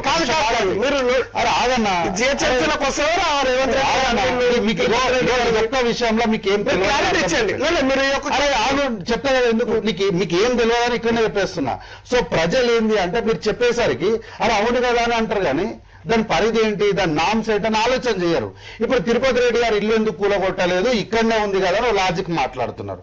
దీని పూర్వపరాలు ఏందనేది ప్రజలు కూడా ఆలోచన చేయరు. ఇది 2012లోనే కోర్టు పరిధిలో ఇప్పటికీ కోర్టులో కేసు నడుస్తుంది. అది వీటిలో కోర్టు ఉన్నది, కోర్టులో ఆ కేసు రన్ అవుతా ఉంది. అయినప్పుడు హైడ్రా పరిధిలోకి ఆ ఇల్లు వచ్చినప్పుడు ఆ హైడ్రా పరిధి ఏం చేసిందంటే ఈ రోజు కాకపోయినా రేపైనా సరే ఈ ఇల్లు కూలగొట్టేదే అని చెప్పి మార్క్ వేసిపోయారు, అంటే గుర్తు వేసిపోయినరు. ఈ ఇల్లు చెరువులో ఉంది, దీన్ని కూలగొట్టాలి. నువ్వేం చేయలేదు అనుకో, కనీసం మార్క్ కూడా వేయకపోతే మర్చిపోతాం. కానీ మార్క్ వేసినప్పుడు అది గవర్నమెంట్ రికార్డ్. అది మార్క్ అంటే ఒక పెయింట్, ఒక బ్రష్ తీసుకొని పెయింట్ కొట్టినట్లు కాదు, అది గవర్నమెంట్ రికార్డులకు ఉంటుంది. ఈ రోజు కాకపోయినా రేపటికైనా ఆ విషయాలు కోర్టుకు కూడా సబ్మిట్ చేస్తాం. అయితే ఎన్కన్వెన్షన్ కోర్టులో ఉంది కదా, అంటే ఎన్కన్వెన్షన్ కోర్టులో లేదు. ఎన్కన్వెన్షన్ పైన కోర్టు క్లియర్ ఆర్డర్స్ ఇచ్చిందని కూలగొట్టేసేయండి అంటే వీళ్ళు దాదాపు 10 సంవత్సరాలు ఆర్డర్స్ తొక్కుపెట్టారు. ఆర్డర్ల మీద ఆర్డర్లు వచ్చింది. ఇట్లా ఆర్డర్ ఇవ్వాలి, అట్లా స్టే ఆర్డర్ తేవాలి, స్టే ఆర్డర్ మీద మళ్ళా వెకెంట్ ఆర్డర్ ఇవ్వాలి, దానిపైన ఇంకొక ఆర్డర్ ఇవ్వాలి. ఇట్లా ఎన్నో ఆర్డర్లు ఉన్నాయి. పల్లంరాజు గారు కూలగొట్టలేదా, మల్లారెడ్డి గారి కాంపౌండ్ వాళ్ళు గోడలు కూలగొట్టలేదా? కాబట్టి ఏంటంటే కొన్ని పరిధులు ఉంటాయి. ఆ పరిధిలో కొన్ని సందర్భాలకు, కొన్ని విషయాలకు, చట్టపరమైన అంశాలకు లోబడి పనిచేయాల్సి ఉంటుంది. కొన్ని విషయాలకు పోయినప్పుడు హైడ్రా కమిషనర్ని హైకోర్టు వాళ్ళు చాలా తీవ్రంగా వ్యాఖ్యానించారు. అదే ఒక 6 నెలలు 8 నెలలు గడిచిన తర్వాత అదే హైకోర్టు ఇదే హైడ్రాను సమర్థించి గో హెడ్ అని చెప్పింది. మహేష్ గారు మీరు చెప్పండి, ఒక జాతీయ పార్టీగా తెలంగాణలో ముఖ్యంగా హైదరాబాద్ లో హైడ్రా అనే విషయం పైన మీ అభిప్రాయం ఏంటి? అంటే అధికార పార్టీ చేస్తున్న ఈ యొక్క కార్యక్రమం హైడ్రా పైన మీ ఉద్దేశం ఏంటి? అంటే ఇది పెద్దల కోసం ఆగుతుంది, పేదోళ్ళ ఇల్లు కూల్ చేస్తుంది అని ఒక న్యూస్ వినిపించింది. దానిపైన మీ అభిప్రాయం ఏంటి? అంటే మీ ఒక ప్రధాన ప్రతిపక్ష పార్టీ ఈ వ్యాఖ్యలు చేయడం జరిగింది, మీరేమంటారు? మీరు అదే ఒక చిన్న అడిషన్ అయితే ఈ హైడ్రా కూలగొట్టిన ఇండ్లు పెద్దోళ్ళే కాదు పేదోళ్ళే అని వీళ్ళు అంటున్నారు కదా. పెద్దోళ్ళని అయితే వీళ్ళు మోసం చేయలేరు కదా. పెద్దోళ్ళు అయితే చాలా వివరాలు అడుగుతారు, వాళ్ళకి ఎంఆర్ఓలు వాళ్ళు తెలిసిన వాళ్ళు ఉంటారు, అంటే వాళ్ళని మోసం చేయలేరు. పేదోళ్ళు అంటే ఏంది, అరే ఇంత పెద్ద లీడర్ కదా మనల్ని ఎందుకు మోసం చేశారని తక్కువ డబ్బులు ఇచ్చారు, వీళ్ళు రిజిస్ట్రేషన్ చేశారు, అంత ప్రొసీజర్ ప్రకారం జరిగినట్లు చూపించేసరికి బీఆర్ఎస్ పార్టీ హయాంలో నమ్మి మోసపోయింది పేదవాళ్ళు. కాబట్టి ఇప్పుడు మనకు పేదవాళ్ళుగా కనిపిస్తున్నారు. సో చెరువులను మనం కాపాడాలన్నా వద్దా? మళ్ళీ ఇప్పుడు 2014 ముందు ఇచ్చిన పట్టాలు ఉంటే అవి ప్రూవ్ చేయమంటారా? మనం అది కూడా లీగల్ సెల్ ఉంది. మళ్ళీ అప్పుడు కాంగ్రెస్ పార్టీ కదా అధికారంలో ఉంది. 2014 ముందు ఉంది కాంగ్రెస్ పార్టీగా అధికారంలో ఉన్నది. మీరేమంటారు మహేష్ గారు? హైడ్రా విషయంలో మీ మిత్ర అంటే ప్రతిపక్షం, అంటే మీరు ఒక ప్రతిపక్షం, వీళ్ళు ఒక ప్రతిపక్షం, వీళ్ళు హైడ్రా అనేది పెద్దోళ్ళ కోసం పేదోళ్ళ కోసం కాదు అన్నారు. మీరేమంటారు హైడ్రా గురించి? ఎందుకంటే జూబ్లీహిల్స్ ఎన్నికల వేళ హైడ్రా గురించి పెద్ద చర్చ నడిచింది. హైడ్రా వల్ల ఓట్లు పడవు కాంగ్రెస్ కి అని అన్నారు, మీరేమంటారు? సో మన ముఖ్యంగా ఈ రాష్ట్రంలో అన్ని కూడా డైవర్షన్ పాలిటిక్స్ అనేటువంటిది కాంగ్రెస్ పార్టీ అధికారంలోకి వచ్చిన డే 1 స్టార్ట్ అయిపోయింది. ఎప్పుడైతే 100 రోజుల్లో నేను ఇచ్చినటువంటి హామీలు పూర్తి చేస్తా అని చెప్పేసి హామీలు పూర్తి చేయడంలో వచ్చినటువంటి ఆటంకాలు కావచ్చు, ఆ తర్వాత ఈ రాష్ట్ర బడ్జెట్ కావచ్చు, ఆ తర్వాత ఇవన్నీ తెలుసుకున్న తర్వాత దీన్ని ఏం చేయాలి, డైవర్షన్ పాలిటిక్స్ కు తెరలేపడం జరిగింది in the name of HYDRAA. So దానిలో భాగంగానే నిజంగానే ఒక హైరాణ సృష్టించే విధంగా ఎవరైతే ఇన్కన్వెన్షన్ మిగతా కోసం నువ్వు ఎప్పుడైతే ఈ రాష్ట్రంలో ప్రజలకు ఉపయోగపడే విధంగా ఉన్నవి, తర్వాత ఎవరైతే నిజంగానే ప్రభుత్వ భూమిని అక్రమంగా లాగేసుకొని కట్టుకున్నారో, సో అట్లాంటివి కూసినప్పుడు తెలంగాణ ప్రజలు ఈవెన్ ఇంక్లూడింగ్ మా పార్టీ కూడా సపోర్ట్ చేసింది. మీరు కన్వెన్షన్ లాంటిది ఊలగొట్టినప్పుడు బీజేపీ సపోర్ట్ చేసింది. కానీ ఈ సున్నం చెరువు పక్కకు ఉన్నటువంటి పేదల ఇల్లు ఊలగొట్టినప్పుడు పార్టీ డెఫినెట్లీ పేదలకు అండగా నిలబడ్డది. ఎందుకు చెప్తున్నాను దీంట్లో అంటే నేను అదే చెప్తున్నాను. ఇప్పుడు మిత్రుడు మాట్లాడితే ఏం చెప్పాడంటే ఇది టిఆర్ఎస్ పార్టీకి సంబంధించిన నాయకులు, లేకపోతే అప్పుడున్నటువంటి 2014 తర్వాత వచ్చినటువంటి అధికారంలోకి వచ్చిన తర్వాత వాళ్ళే దీన్ని లీగలైజ్ చేసేసి అమ్మీరు అని చెప్పడం ఈ బాధ్యతను శిక్షించడంలో విఫలమైంది. ఇప్పుడు ఏ ప్రభుత్వమైనా కానీ ప్రజలు ఆ ప్రభుత్వానికి బిడ్డలు లాంటి వాళ్ళు నష్టపోయిన పరిస్థితి ఏంది? నువ్వు కూలగొట్టిన వాళ్ళ కూలగొట్టడం తీసుకున్నటువంటి సైంటిఫిక్ మెజర్మెంట్స్ ఏంది? That is a big question. Even హైకోర్టులో కూడా హైకోర్టు కూడా అదే చెప్తుంది. మొన్న రీసెంట్ ఉన్నటువంటి ఇప్పుడు నాకు తెలిసి రంగనాథ్ గారి మీద డబుల్ స్టాండర్డ్ గా ఆయన వ్యవహరించిన తీరు పైన ప్రజల నుంచి వ్యతిరేకత వస్తుంది. ఇనిషియల్ డేస్ లో మనందరికీ తెలుసు హైడ్రాన్ యాక్సెప్ట్ చేశారు. ఇనిషియల్ డేస్ లో యాక్సెప్ట్ చేసినటువంటి పబ్లిక్ ఈ రోజు ఎందుకు హైడ్రాన్ యాక్సెప్ట్ చేయట్లేదు చెప్పండి. నా ఒక్కరు వాయిస్ కాదు, తెలంగాణ ప్రజలు, హైదరాబాద్ ప్రజలకు వాయిస్ చెప్పండి. తెలంగాణ ప్రజలు ఎందుకు హైడ్రాన్ యాక్సెప్ట్ చేయట్లేదు అంటే డబుల్ స్టాండర్డ్ గా జరుగుతోంది. దీనికి కారణం పూర్తిగా ఇది హైడ్రా అనేది ప్రభుత్వానికి ఖజానా నింపడం కాదు, రేవంత్ రెడ్డికి పర్సనల్ టీమ్ గా మారిపోయిందని ఒక అపవాదం ఉన్నది. పెద్ద ఎత్తున ప్రజల్లోకి హైడ్రా విషయాన్ని తీసుకెళ్లినా కూడా ఇది పేదోళ్ళ కోసం కాదు పెద్దోళ్ళ కోసం అని జూబ్లీహిల్స్ లో హైడ్రా అనేది ఒక టాపిక్ మీద మరి ఎందుకు ప్రభావం చూపలేదు? ఓట్లను కాంగ్రెస్ కి నాట్ ఓన్లీ హైడ్రా, చాలా విషయాల పైన మేము లేవనెత్తినాము. మేము లేవనెత్తిన ప్రతి ఇష్యూ ప్రజా సమస్య రేపు రానున్న 2.5 సంవత్సరాల్లో కాంగ్రెస్ ప్రభుత్వం వాటి మీద పనిచేయాలని మేము కోరుకుంటున్నాం. పని చేయకపోతే మళ్ళీ వచ్చి ప్రజాక్షేత్రంలో కొట్లాడతాం, మళ్ళీ రోడ్డు పైన వచ్చి కూడా ప్రభుత్వాన్ని నిగదిస్తాం, ప్రజల సమస్యలు తీర్చే వరకు మేము ఫైట్ చేస్తాం. దట్ ఈస్ మా అవర్ ఎజెండా. మేము ఎజెండా సెట్ చేయగలము ఈ ఎలక్షన్ లో. మాకు ఎన్ని ఓట్లు వచ్చినాయని కాదు, మా కేంద్ర మంత్రులు కావచ్చు, మా ఎమ్మెల్యేస్ కావచ్చు, మా పార్టీ కార్యకర్తలు కావచ్చు, మేము ఎజెండా సెట్ చేయగలము. ఇక్కడ మూసీలో ఈ ఉన్నటువంటి స్లమ్ సిటీ ఏదైతుందో దీన్ని మంచిగా మీరు డెవలప్ చేయాలి, అక్కడ రోడ్లు వేయాలని చెప్పేసి మురికి కాలంలో మా ప్రచారం చేస్తూ మా కార్యకర్తలు చూపించు, అరే కేటీఆర్ 11 ఏళ్ళు నువ్వు అధికారంలో ఉన్నావు, ఏం చేసినావు అని చెప్పేసి ప్రజలు అడిగింది అక్కడ. ఇప్పుడు 2.5 ఏళ్ళు నువ్వు అధికారంలోకి వచ్చి ఏం చేసినావు అని చెప్పి ప్రజలు అడిగింది అక్కడ. ఈ రోజు ఒక్కరోజుతో ఇల్లాకంగానే పండుగ అయినట్టు కాదు, రేపు రానటువంటి జిహెచ్ఎంసీ ఎలక్షన్ లో చూడండి, అప్పటి వరకని ప్రభుత్వము జూబ్లీహిల్స్ పెట్టినటువంటి ఏదైతే ఎజెండా ఉందో దీన్ని సెట్ చేసే విధంగా ఆ రోడ్లు వేసి డ్రైనేజీని క్లీన్ చేసి, లేకపోతే మిగతా స్ట్రీట్ లైట్స్ కావచ్చు, మినిమం ఫెసిలిటీస్ కావచ్చు, ప్రజలకు ఇచ్చిన హామీలు నెరవేర్చే దిశగా ఈ ప్రభుత్వం పనిచేయాలని చెప్పేసి ఒత్తిడి తీసుకొచ్చిన మేము మొన్న జరిగిన జూబ్లీహిల్స్ ఎలక్షన్ లా అనేది మా వాదన. మేము అదే చెప్తున్నామన్నా, రేపు రానున్న రోజుల్లో కూడా మేము పబ్లిక్ అండగా ఉంటాం, ప్రజల కోసం కొట్లాడతాం. మేము ఏసీ రూములల్లా పెద్ద పెద్ద హోటల్లో కొట్లాడాం, చెమట చుక్కల మధ్య ఉంటాం, చెమట చుక్కల మధ్యలో పెరిగినోళ్ళం, చెమట చుక్కకు అండగా ఉంటాం, పేద ప్రజల కోసం ఫైట్ చేస్తాం. ఇక చివరి 2-3 నిమిషాలు ప్రతి ఒక్కొక్కరు తీసుకోండి. కిషన్ రెడ్డి ముందుండి ఈ జూబ్లీహిల్స్ ప్రచారంలో గడప గడపకు తిరిగి ముందుండి నడిపించారు ప్రచారంని. కిషన్ రెడ్డి పైన ఒక 2-3 మాటలు చెప్పాలనుకుంటే కిషన్ రెడ్డి గారి గురించి మీరు ఏం చెప్తారు? కిషన్ రెడ్డి అన్న ఆయన శ్రమ, ఆయన కష్టం ఏదైతుందో జూబ్లీహిల్స్ లో పనిచేసిన మా కార్యకర్తలందరూ తెలుసు. ఒక కార్యకర్త కంటే ఎక్కువ, ఒక అభ్యర్థి కంటే ఎక్కువగా ఆయన తిరగడం జరిగింది. పార్టీని గెలిపించడం ఒక commitment. Is a committed for the party. కింద నుంచి వచ్చినటువంటి వ్యక్తి ఆయన. ఉదయము 4:30 లేచి 5 గంటలకు 6 గంటలకు పార్క్ లో పోయి వాకింగ్ చేసి వాకర్స్ తో కలుస్తాడు. 7 గంటలకు ఇంకొక బ్రేక్ఫాస్ట్ మీటింగ్ పెట్టుకుంటాడు. 8 గంటలకు ఈ ఎంప్లాయీస్ ఎవరైతే పోతుంటారో అడ్డా మీద కూలీలు పోతుంటారో అక్కడ వాళ్ళు కలుస్తాడు. రాత్రి 1-2 వరకు, రాత్రి అన్ని ప్రచారం ముగిసిన తర్వాత కార్యకర్తలతో మళ్ళీ కలిసి కూర్చొని మాట్లాడి, అక్కడే భోజనం చేసి వాళ్ళతో కలిసి మాట్లాడి కార్యకర్తలకు ఉత్సాహం నింపి, మీరు మళ్ళీ రేపు చేయాలి, మళ్ళీ మీరు ఏదైనా ఒక్క ఓటు ప్రతి ఓటరు మీరు కదిలించండి, పోలింగ్ బూత్ తీసుకొచ్చి ఓటు వేయించే దాకా మీ బాధ్యతగా పనిచేయాలని చెప్పేసి కార్యకర్తలను మోటివేట్ చేసి ఈ ఎలక్షన్ లో అనేక మంది కార్యకర్తలకు ఒక స్పిరిట్ ను డెవలప్ చేసినటువంటి ఒక వ్యక్తి, గొప్ప నాయకుడు కిషన్ రెడ్డి అన్న. ఆయనతో కలిసి పనిచేయడం, ఆయన చూసి కార్యకర్తగా పని నేర్చుకోవాలి డెఫినెట్లీ. అంటే ప్రభావితం చేయలేదు అని అంటున్నారు. విషయంలో ఏమంటారు? ప్రభావితం అని ఆయన ప్రభావితం డెఫినెట్లీ ఉంటది. ఆయన ప్రభావితం చేసిండు కిషన్. మేము ఎలక్షన్ 20 రోజులు పనిచేసినాము. 20 రోజులలో మేము వెళ్ళి కలిసినప్పుడు ఏ ఒక్క వ్యక్తి కూడా కిషన్ రెడ్డి గారి మీద ఒక చెడు మాట, అయితే ఈయన మాకు పని చేయలేదు, ఈయన పోతే మాకు రెస్పాండ్ కాలేదు ఒక్కరనిలే. ఆయన పార్లమెంట్ నియోజకవర్గంలో CMRF ఉంటాయి. ఆయన నాకు తెలిసి 100 కొద్ది CMRF లో ఆ ఏరియా సంబంధించిన వాళ్ళకి ఇప్పించడం జరిగింది. నేను ప్రభుత్వాన్ని సిఫారసు చేసి ఆ తర్వాత ఆయన దగ్గరికి పోయి, అన్న మాకు ఈ సమస్య ఉంది, ఇది కావాలంటే సున్నాగా ఉంటుంది. కేంద్ర మంత్రి 60,000 కోట్ల రూపాయల సైనింగ్ పవర్, మైనింగ్ మినరల్స్, అటు పెద్ద మినిస్ట్రీ, అంత బిజీ ఉంటూ కూడా పార్టీలో సీనియర్ నాయకుడు అయినప్పటికీ కూడా ఆయన నియోజకవర్గ ప్రజలతో పాటు ఈ రాష్ట్ర ప్రజలకు ప్రతి ఒక్కరికి అందుబాటులో కార్యకర్తలు, కామన్ పబ్లిక్. అందుకే జూబ్లీహిల్స్ లో ఇర్రెస్పెక్టివ్ ఆఫ్ ఆల్ రిలీజన్స్ అందరూ కూడా ఆయన రెస్పెక్ట్ చేస్తారు. ఎందుకంటే ఆయన సింప్లిసిటీ, ఆయన వర్కింగ్ స్టైల్, ఆయన అవైలబిలిటీ, ఆయన డెడికేషన్. కాబట్టి కిషన్ రెడ్డి గారి ప్రభావం 100% ఉంది. కిషన్ రెడ్డి గారి నేతృత్వంలో మేము ఎన్నికల్లో 9 సీట్లు మొన్న ఎంపీ గెలవలేదా? అంతకుముందు 8 సీట్లు మేము ఎంపీ గెలవలేదా? మొన్న జరిగిన ఎలక్షన్ లో మేము ఎమ్మెల్సీ గెలవలేదా? అంతకుముందు ఎమ్మెల్యేలు గెలవలేదా? 100% తెలుసా. మా రాష్ట్రం, ఈ రాష్ట్ర నాయకత్వం చాలా బలంగా ఉంది. ప్రతి నాయకుడు కూడా కార్యకర్తగానే ఫీల్ అవుతారు, ప్రతి కార్యకర్త కూడా ఒక నాయకుడిగా ఫీల్ అవుతారు. మేమంతా కూడా ఈ కాషాయ కమలం జెండాకు మేము వారసులుగా ఫీల్ అవుతాం. కాబట్టి మేము కమిటెడ్ గా పనిచేస్తాం. మా లోపల విభేదాలు లేవు. విభేదాలు పెట్టడానికి ప్రయత్నించిన వేస్ట్, విఫలం, ఏం నడవు. మా అంతమంది కుటుంబ పార్టీ కాదు. ఒకరు బయటకు పోతే మా తగ్గిపోవడానికి, ఇంకొకరు వస్తే పెరగడానికి. ఇది కాదు మాది.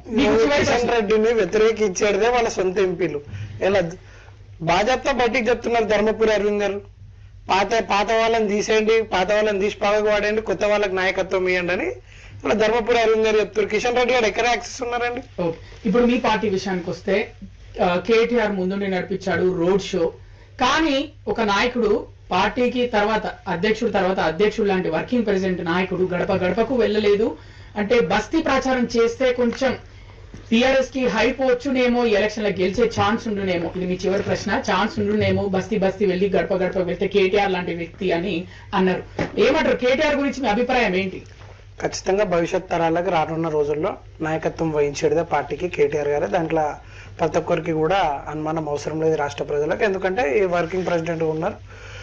గడప గడప పోలేదంటే ఈ రోజు ప్రతి ఒక్క కార్యకర్త మా పార్టీలో కూడా ఒక కేసీఆర్ ఒక కేటీఆర్ అంటే అక్కడ లాంటి స్థాయి వ్యక్తి గడప గడపకు పోయిండు అట్లానే. అంటే మాకు అవసరం లేదు, మా ఫీల్డ్ మీద వర్క్ చేసినాం కదా. మేము ఎక్కడ ఉండి పని చేసినా మాకు ఈరోజు 70,000 పైకి చిలుకు ఓట్లు వచ్చినాయి. మన కేంద్ర మంత్రి గల్లీ గల్లీకి పోయినా 10,000 ఓట్లు మార్జిన్ దాటలేకపోయింది. సో పని ప్రజల దగ్గరికి ఎలా చేరువవుతున్నాం అనేది ఇంపార్టెంట్ తప్ప మేము గడప గడపకు తిరిగినంత మాత్రం నోట్లు రావాలంటే వాళ్ళకి ఇప్పుడు అపోజిషన్ లో వాళ్ళకే రావాలి. మళ్ళీ సెకండ్ ప్లేస్ వాళ్ళు కైవసం చేసుకోవాలి మళ్ళీ గడప గడపకు పోయినా. సో నేను అనేది ఏంటంటే మా పార్టీలో ప్రతి కార్యకర్త కూడా కేసీఆర్, ప్రతి కార్యకర్త కూడా కేటీఆర్. గడప గడపకు మాజీ మంత్రి వారిని నోటిన 10,000 ఓట్లకి మేము గ్రౌండ్ లెవెల్ ఎంత వర్క్ చేయాలో అంత వర్క్ చేసినాం. ప్రతి ఒక్కరు కూడా గెలుపు కోసమే పనిచేస్తారు. ఖచ్చితంగా ఆ దిశగానే పనిచేసినాం. కేటీఆర్ విఫలమైండు అని అంటున్నారు. కాదు కదా, ఆయన ఉంటే మాకు కూడా బీజేపీకి వచ్చే రిజల్ట్ వస్తుండే కదా. వాళ్ళు అన్నారు కదా మా పన్నా ప్రముఖులు వాళ్ళే కార్యకర్తలు వాళ్ళే కిషన్ రెడ్డి అన్నప్పుడు మళ్ళీ ఎక్కడ రాలేకపోయింది. 10,000 మార్జిన్ ఎందుకు దాటలేకపోయింది? మేము 70,000 పైచీలకు ఓట్లు సాధించిన పార్టీ స్ట్రాటజీ ఎక్కడుంది? అలాగే 10,000 లోపు వచ్చిన పార్టీకి ఏముంది అక్కడ? కేటీఆర్ గారు వస్తేనే గడప గడపకు వస్తేనే ఓటేసామన్న మేము చేరవేసింది, మేము అందించిన పథకాలు, మేము ఇచ్చింది కాంగ్రెస్ పార్టీ ఏదైతే బాకీ ఉందో ఆ బాకీ కార్డుని వంచినాం. దాంట్లో అడగడంలో ఇంకా బీజేపీ విఫలమైంది. కేటీఆర్ మీ భవిష్యత్ నాయకుడు అంటారు. ఖచ్చితంగా మిమ్మల్ని ముందుండి నడిపించే నాయకుడు తెలంగాణ రాష్ట్రానికి నైతికంగా కూడా పరిపాలించిన అర్హత ఆ కుటుంబానికే ఉంది, ఆ నాయకుడికే ఉంది. ఇక మీరు చెప్పండి, ముఖ్యమంత్రి రేవంత్ రెడ్డి గురించి. ఇక్కడ రేవంత్ రెడ్డి ప్రచారం అయితే ఎప్పటి నుంచి వచ్చిందో అప్పటి నుంచే ఒక ఊపు వచ్చింది అని అన్నారు. మరి అంతకుముందు చేసిన మంత్రులు, అంతకుముందు అక్కడ తిరిగిన ఇన్ఛార్జీలు వాళ్ళంతా అంత పెద్ద ప్రభావం చూపించలేదు అని అంటున్నారు. మరి ఏం చెప్తారు? రేవంత్ రెడ్డి గురించి ఏమంటారు ఈ జూబ్లీహిల్స్ ఎన్నిక విషయంలో? డెఫినెట్లీ రేవంత్ రెడ్డి గారు అంటారు ఒక ఫైటర్. అంటే రేవంత్ రెడ్డి గారు రాగానే ఇదంతా జరిగిందా అంటే రావడానికి ముందు మంత్రులుగా కార్యకర్తలుగా వాళ్ళు గ్రౌండ్ ప్రిపేర్ చేశారు. గ్రౌండ్ ప్రిపేర్ చేసినప్పుడు ఒక ముఖ్యమంత్రి స్థాయిలో వారు వచ్చినప్పుడు డెఫినెట్ గా పార్టీ కూపు వస్తుంది. పార్టీ ఎక్కడుందా ఏముంది సచిన పాము అని చెప్పి ఇస్తరాకుల కన్నా విలువ ఇచ్చిండ్రు, కానీ మా కాంగ్రెస్ పార్టీని మీరు ఎక్కడ విలువ ఇవ్వలేదు కదా. అట్లాంటి పార్టీని ఈరోజు అధికారంలోకి తీసుకొచ్చిన రేవంత్ రెడ్డి గారికి చరిష్మా లేదని ఎందుకు అనుకోవాలి? సో సరే, ఎవరి ధీమాలో వాళ్ళు ఉన్నప్పుడు ఇది పార్టీ గెలుపా రేవంత్ రెడ్డి గెలుపా?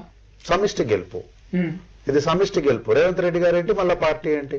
పార్టీయే రేవంత్ రెడ్డి గారే పార్టీ, మొత్తం ఒకటే కదా. ఇది వేరువేరుగా చూడడానికి ఏముంది? సో ఇదంతా సమిష్టి గెలుపు.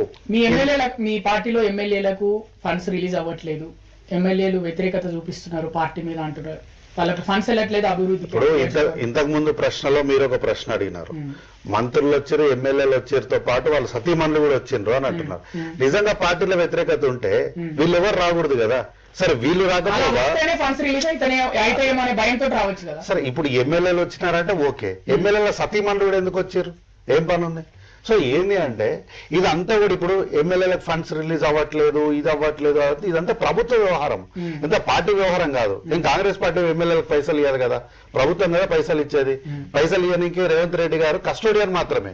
ఇదంతా ఎగ్జిక్యూటివ్ బాడీ చూసుకుంటది. ఇదంతా ఎంత ఫైనాన్స్ ఉంది, రాష్ట్రానికి ఎంత ఇన్కమ్ ఉంది, ఎంత ఎక్స్పెండిచర్ ఉంది, అది స్టేట్ అయినా సెంట్రల్ అయినా ఎగ్జిక్యూటివ్ బాడీ నడిపిస్తుంది దీన్ని. కాబట్టి ప్రభుత్వము వేరు, పార్టీ వేరు. సో ఎన్నికల్లో కంప్లీట్ గా రేవంత్ రెడ్డి గారు పార్టీ కార్యకర్తగా పనిచేసినారు. ఇప్పుడు ఇంతకుముందు బీఆర్ఎస్ మిత్రులు మాట్లాడుకుంటే ఆ కుటుంబానికి మాత్రమే అర్హత ఉందని ఒక మాట అన్నారు. నాకు నిజంగా విచిత్రం అనిపించింది. కానీ మా కాంగ్రెస్ పార్టీ అట్లేముండదు, ఆ కుటుంబానికే వాళ్ళకే ఏముండదు. మా దగ్గర ఎవరికైనా ఎప్పుడైనా ఎట్లయినా అవకాశం వస్తుంది.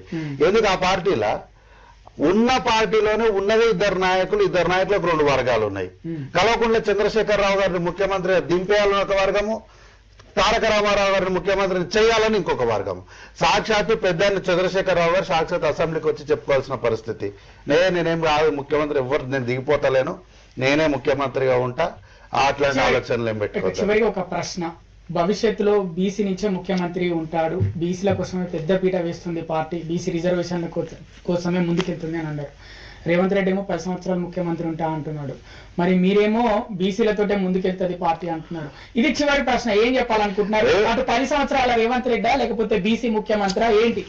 రేవంత్ రెడ్డి గారు ఎక్కడ కూడా 10 సంవత్సరాలు నేనే ముఖ్యమంత్రి ఉంటానులే, 10 సంవత్సరాలు కాంగ్రెస్ పార్టీ అధికారంలో ఉంటది అని చెప్పారు. చాలా సందర్భాల్లో చెప్పారు. కాంగ్రెస్ పార్టీ అధికారంలో ఉంటది అని మాత్రమే ఎప్పుడు కూడా రేవంత్ రెడ్డి గారు, నాకు తెలిసి నాకున్న కాంగ్రెస్ పార్టీ అవగాహనలో ఎప్పుడు కూడా రేవంత్ రెడ్డి గారు అంటే ఏదైనా విషయాల్లో కార్యకర్తల విషయంలో నాది బాధ్యత అని చెప్పిండు తప్ప నేనే ముఖ్యమంత్రిగా ఉంటా, నేనే ముఖ్యమంత్రిని అయితా అని వారు ఎప్పుడు కూడా చెప్పలేదు. వారు ఎప్పుడు చెప్పింది ఏదైనా కాంగ్రెస్ పార్టీ బాధ్యత తీసుకుంటుంది, కాంగ్రెస్ పార్టీ నిర్ణయిస్తుంది, కాంగ్రెస్ పార్టీ అధికారంలో ఉంటుందని చెప్పారు.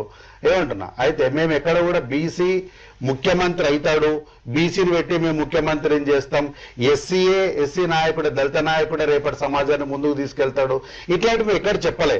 కాంగ్రెస్ పార్టీ అంటే మేము ఎప్పుడు కూడా వ్యక్తి పూజకు మా దగ్గర ఆస్కారం ఉండదు. సో భవిష్యత్తులో వచ్చే ఎన్నికలన్నీ కలిసి కట్టుగానే వెళ్తారు 100%. ఇప్పుడు భవిష్యత్ వరకు ఎందుకు, నిన్న జరిగిన ఎన్నికలు, నిన్న జూబ్లీహిల్స్ జరిగిన ఎన్నికలకు మీరు అడిగిన ప్రశ్నలే ప్రత్యక్ష సాక్ష్యం కదా. ఇన్ని జరిగినాయి, ఎట్లా జరిగినాయి అంటే దట్ ఈస్ కాంగ్రెస్ పార్టీ. 23 కన్నా ముందు మనమే మాట్లాడుకున్నప్పుడు ఇన్ని సమస్యలు ఉన్నాయి కదా, మీరు ఎట్లా ఎన్నికల్లో గెలుస్తామనే ధీమా ఉందని మీరే ప్రశ్న అడిగింది. ఆ రోజు నేను చెప్పిన 23లో ఎన్నికల్లో గెలుస్తామో అట్లాంటిది ఏం లేదు, ఇవన్నీ కూడా 4 గోడల మధ్యలో సమస్యపోయే యుద్ధాలు ఇవన్నీ మా మధ్యలో ఉండేటివే, కానీ ప్రజల మధ్యలోకి ఇవన్నీ ఏమి ప్రభావితం చేయమని చెప్పినాం. ఇప్పుడు కూడా అదే చెప్తున్నా. సో మాట్లాడుకోవాలంటే ఇంకా సబ్జెక్ట్ చాలా ఉంది, అంటే చెప్పుకుంటూ పోతే ఇంకా ఎన్నో ఎంతో చర్చ జరిగే అవకాశం ఉంది. మన దగ్గర సమయం చాలా తక్కువ ఉంది. ఎండ్ ఆఫ్ ది డే ఏంటి అంటే ఎవరి నాయకులకు వాళ్ళ పైన ఉన్న అభిప్రాయాలు వాళ్ళకు ఉంటాయి. ఎండ్ ఆఫ్ ది డే ప్రజలు ఎన్నుకున్నప్పుడు బాధ్యతగా మనం ముందుకెళ్ళాలి. ప్రజలు మనల్ని కాదు అని తప్పించినప్పుడు బాధ్యత తీసుకోవాలి. ప్రజలకు ప్రభుత్వానికి వారధిగా ఉండాల్సినటువంటి అభ్యర్థులు, నేను ఒక బీజేపీ బీఆర్ఎస్ మాత్రం చెప్తలే, 84-94 మంది ఎవరెవరైతే వేసినారో వేసిన ప్రతి అభ్యర్థి కూడా 1-2 ఓట్లు వచ్చింటాయి కదా, అంటే 2 వ్యక్తులైనా మిమ్మల్ని నమ్మిండ్రు కదా, ఆ 2 వ్యక్తుల కోసమైనా ప్రభుత్వానికి ప్రజలకు మీరు వారధిగా ఉండాలి. ప్రభుత్వానికి ఏదైనా మీకు సలహాలు సూచనలు చేసి ప్రజలకు మంచి జరుగుతుంది అంటే ఆ సలహా ఏంటో సూచన ఏంటో మాకు వ్యక్తిగతంగా కాంగ్రెస్ పార్టీకి వచ్చి ఏం చెప్పనవసరం లేదు. నేరుగా ప్రజల సాక్షిగానే ప్రభుత్వం సలహా సూచనగా చెప్పండి. చేసే బాధ్యత, చేయించే బాధ్యత కాంగ్రెస్ పార్టీగా మేము తీసుకుంటాం. రైట్, మరి ఇది డిబేట్. జూబ్లీహిల్స్ ఎలక్షన్ అలాగే కౌంటింగ్ కూడా పూర్తిగా ముగిసింది. కాంగ్రెస్ పార్టీ విజేతగా నిలిచింది. కానీ ఇక్కడ అసలైన సవాల్ ఇక్కడి నుంచే మొదలైంది. అదేంటంటే బీజేపీకి, బీఆర్ఎస్ కి. కాంగ్రెస్ పార్టీ అధికారంలో ఉంది కాబట్టి 3 సంవత్సరాలు సక్సెస్ఫుల్ గా వాళ్ళ పాత్ర వాళ్ళు పోషించాల్సిన ఛాలెంజ్ వాళ్ళ దగ్గర ఉంది. అలాగే ఎలాగైనా ఈ సవాళ్లను స్వీకరించి అధికారంలోకి రావాలని అటు బీజేపీ ఇటు బీఆర్ఎస్ అయితే 3 సంవత్సరాలు కష్టపడితేనే వాళ్ళ ఫలితం తెలుస్తుంది. ఎందుకంటే మహారాష్ట్రలో బీజేపీ పార్టీ నుంచి ముఖ్యమంత్రి ఉంటారా, అసలు బీహార్ లో బీజేపీ పార్టీ ఇన్ని స్థానాలు గెలుచుకుంటుందా అంటే వాళ్ళు ఖచ్చితంగా మాకు ఇవేం కొత్త కాదు, మేము మళ్ళీ అధికారంలోకి వస్తామని బీఆర్ఎస్ పార్టీ చెప్తుంది. కానీ అసలైన సవాల్ అధికార పార్టీ ముందు ఉంది. 3 సంవత్సరాల తర్వాత మళ్ళీ వాళ్ళు ఇదే అధికారాన్ని కాపాడుకుంటారా, కోల్పోతారా? 3 పార్టీల ముందు 3 సవాళ్లు ఉన్నాయి. చూద్దాం మరి ఏం జరుగుతుందో. ప్రస్తుతానికి మాత్రం ఈ డిబేట్ అయితే ఇప్పటితో క్లోజ్ అయిపోతుంది. థ్యాంక్ యూ మహేష్ గారు, థ్యాంక్ యూ కార్తిక్ గారు, థ్యాంక్ యూ నవీన్ గారు, ధన్యవాదాలు. Thank you.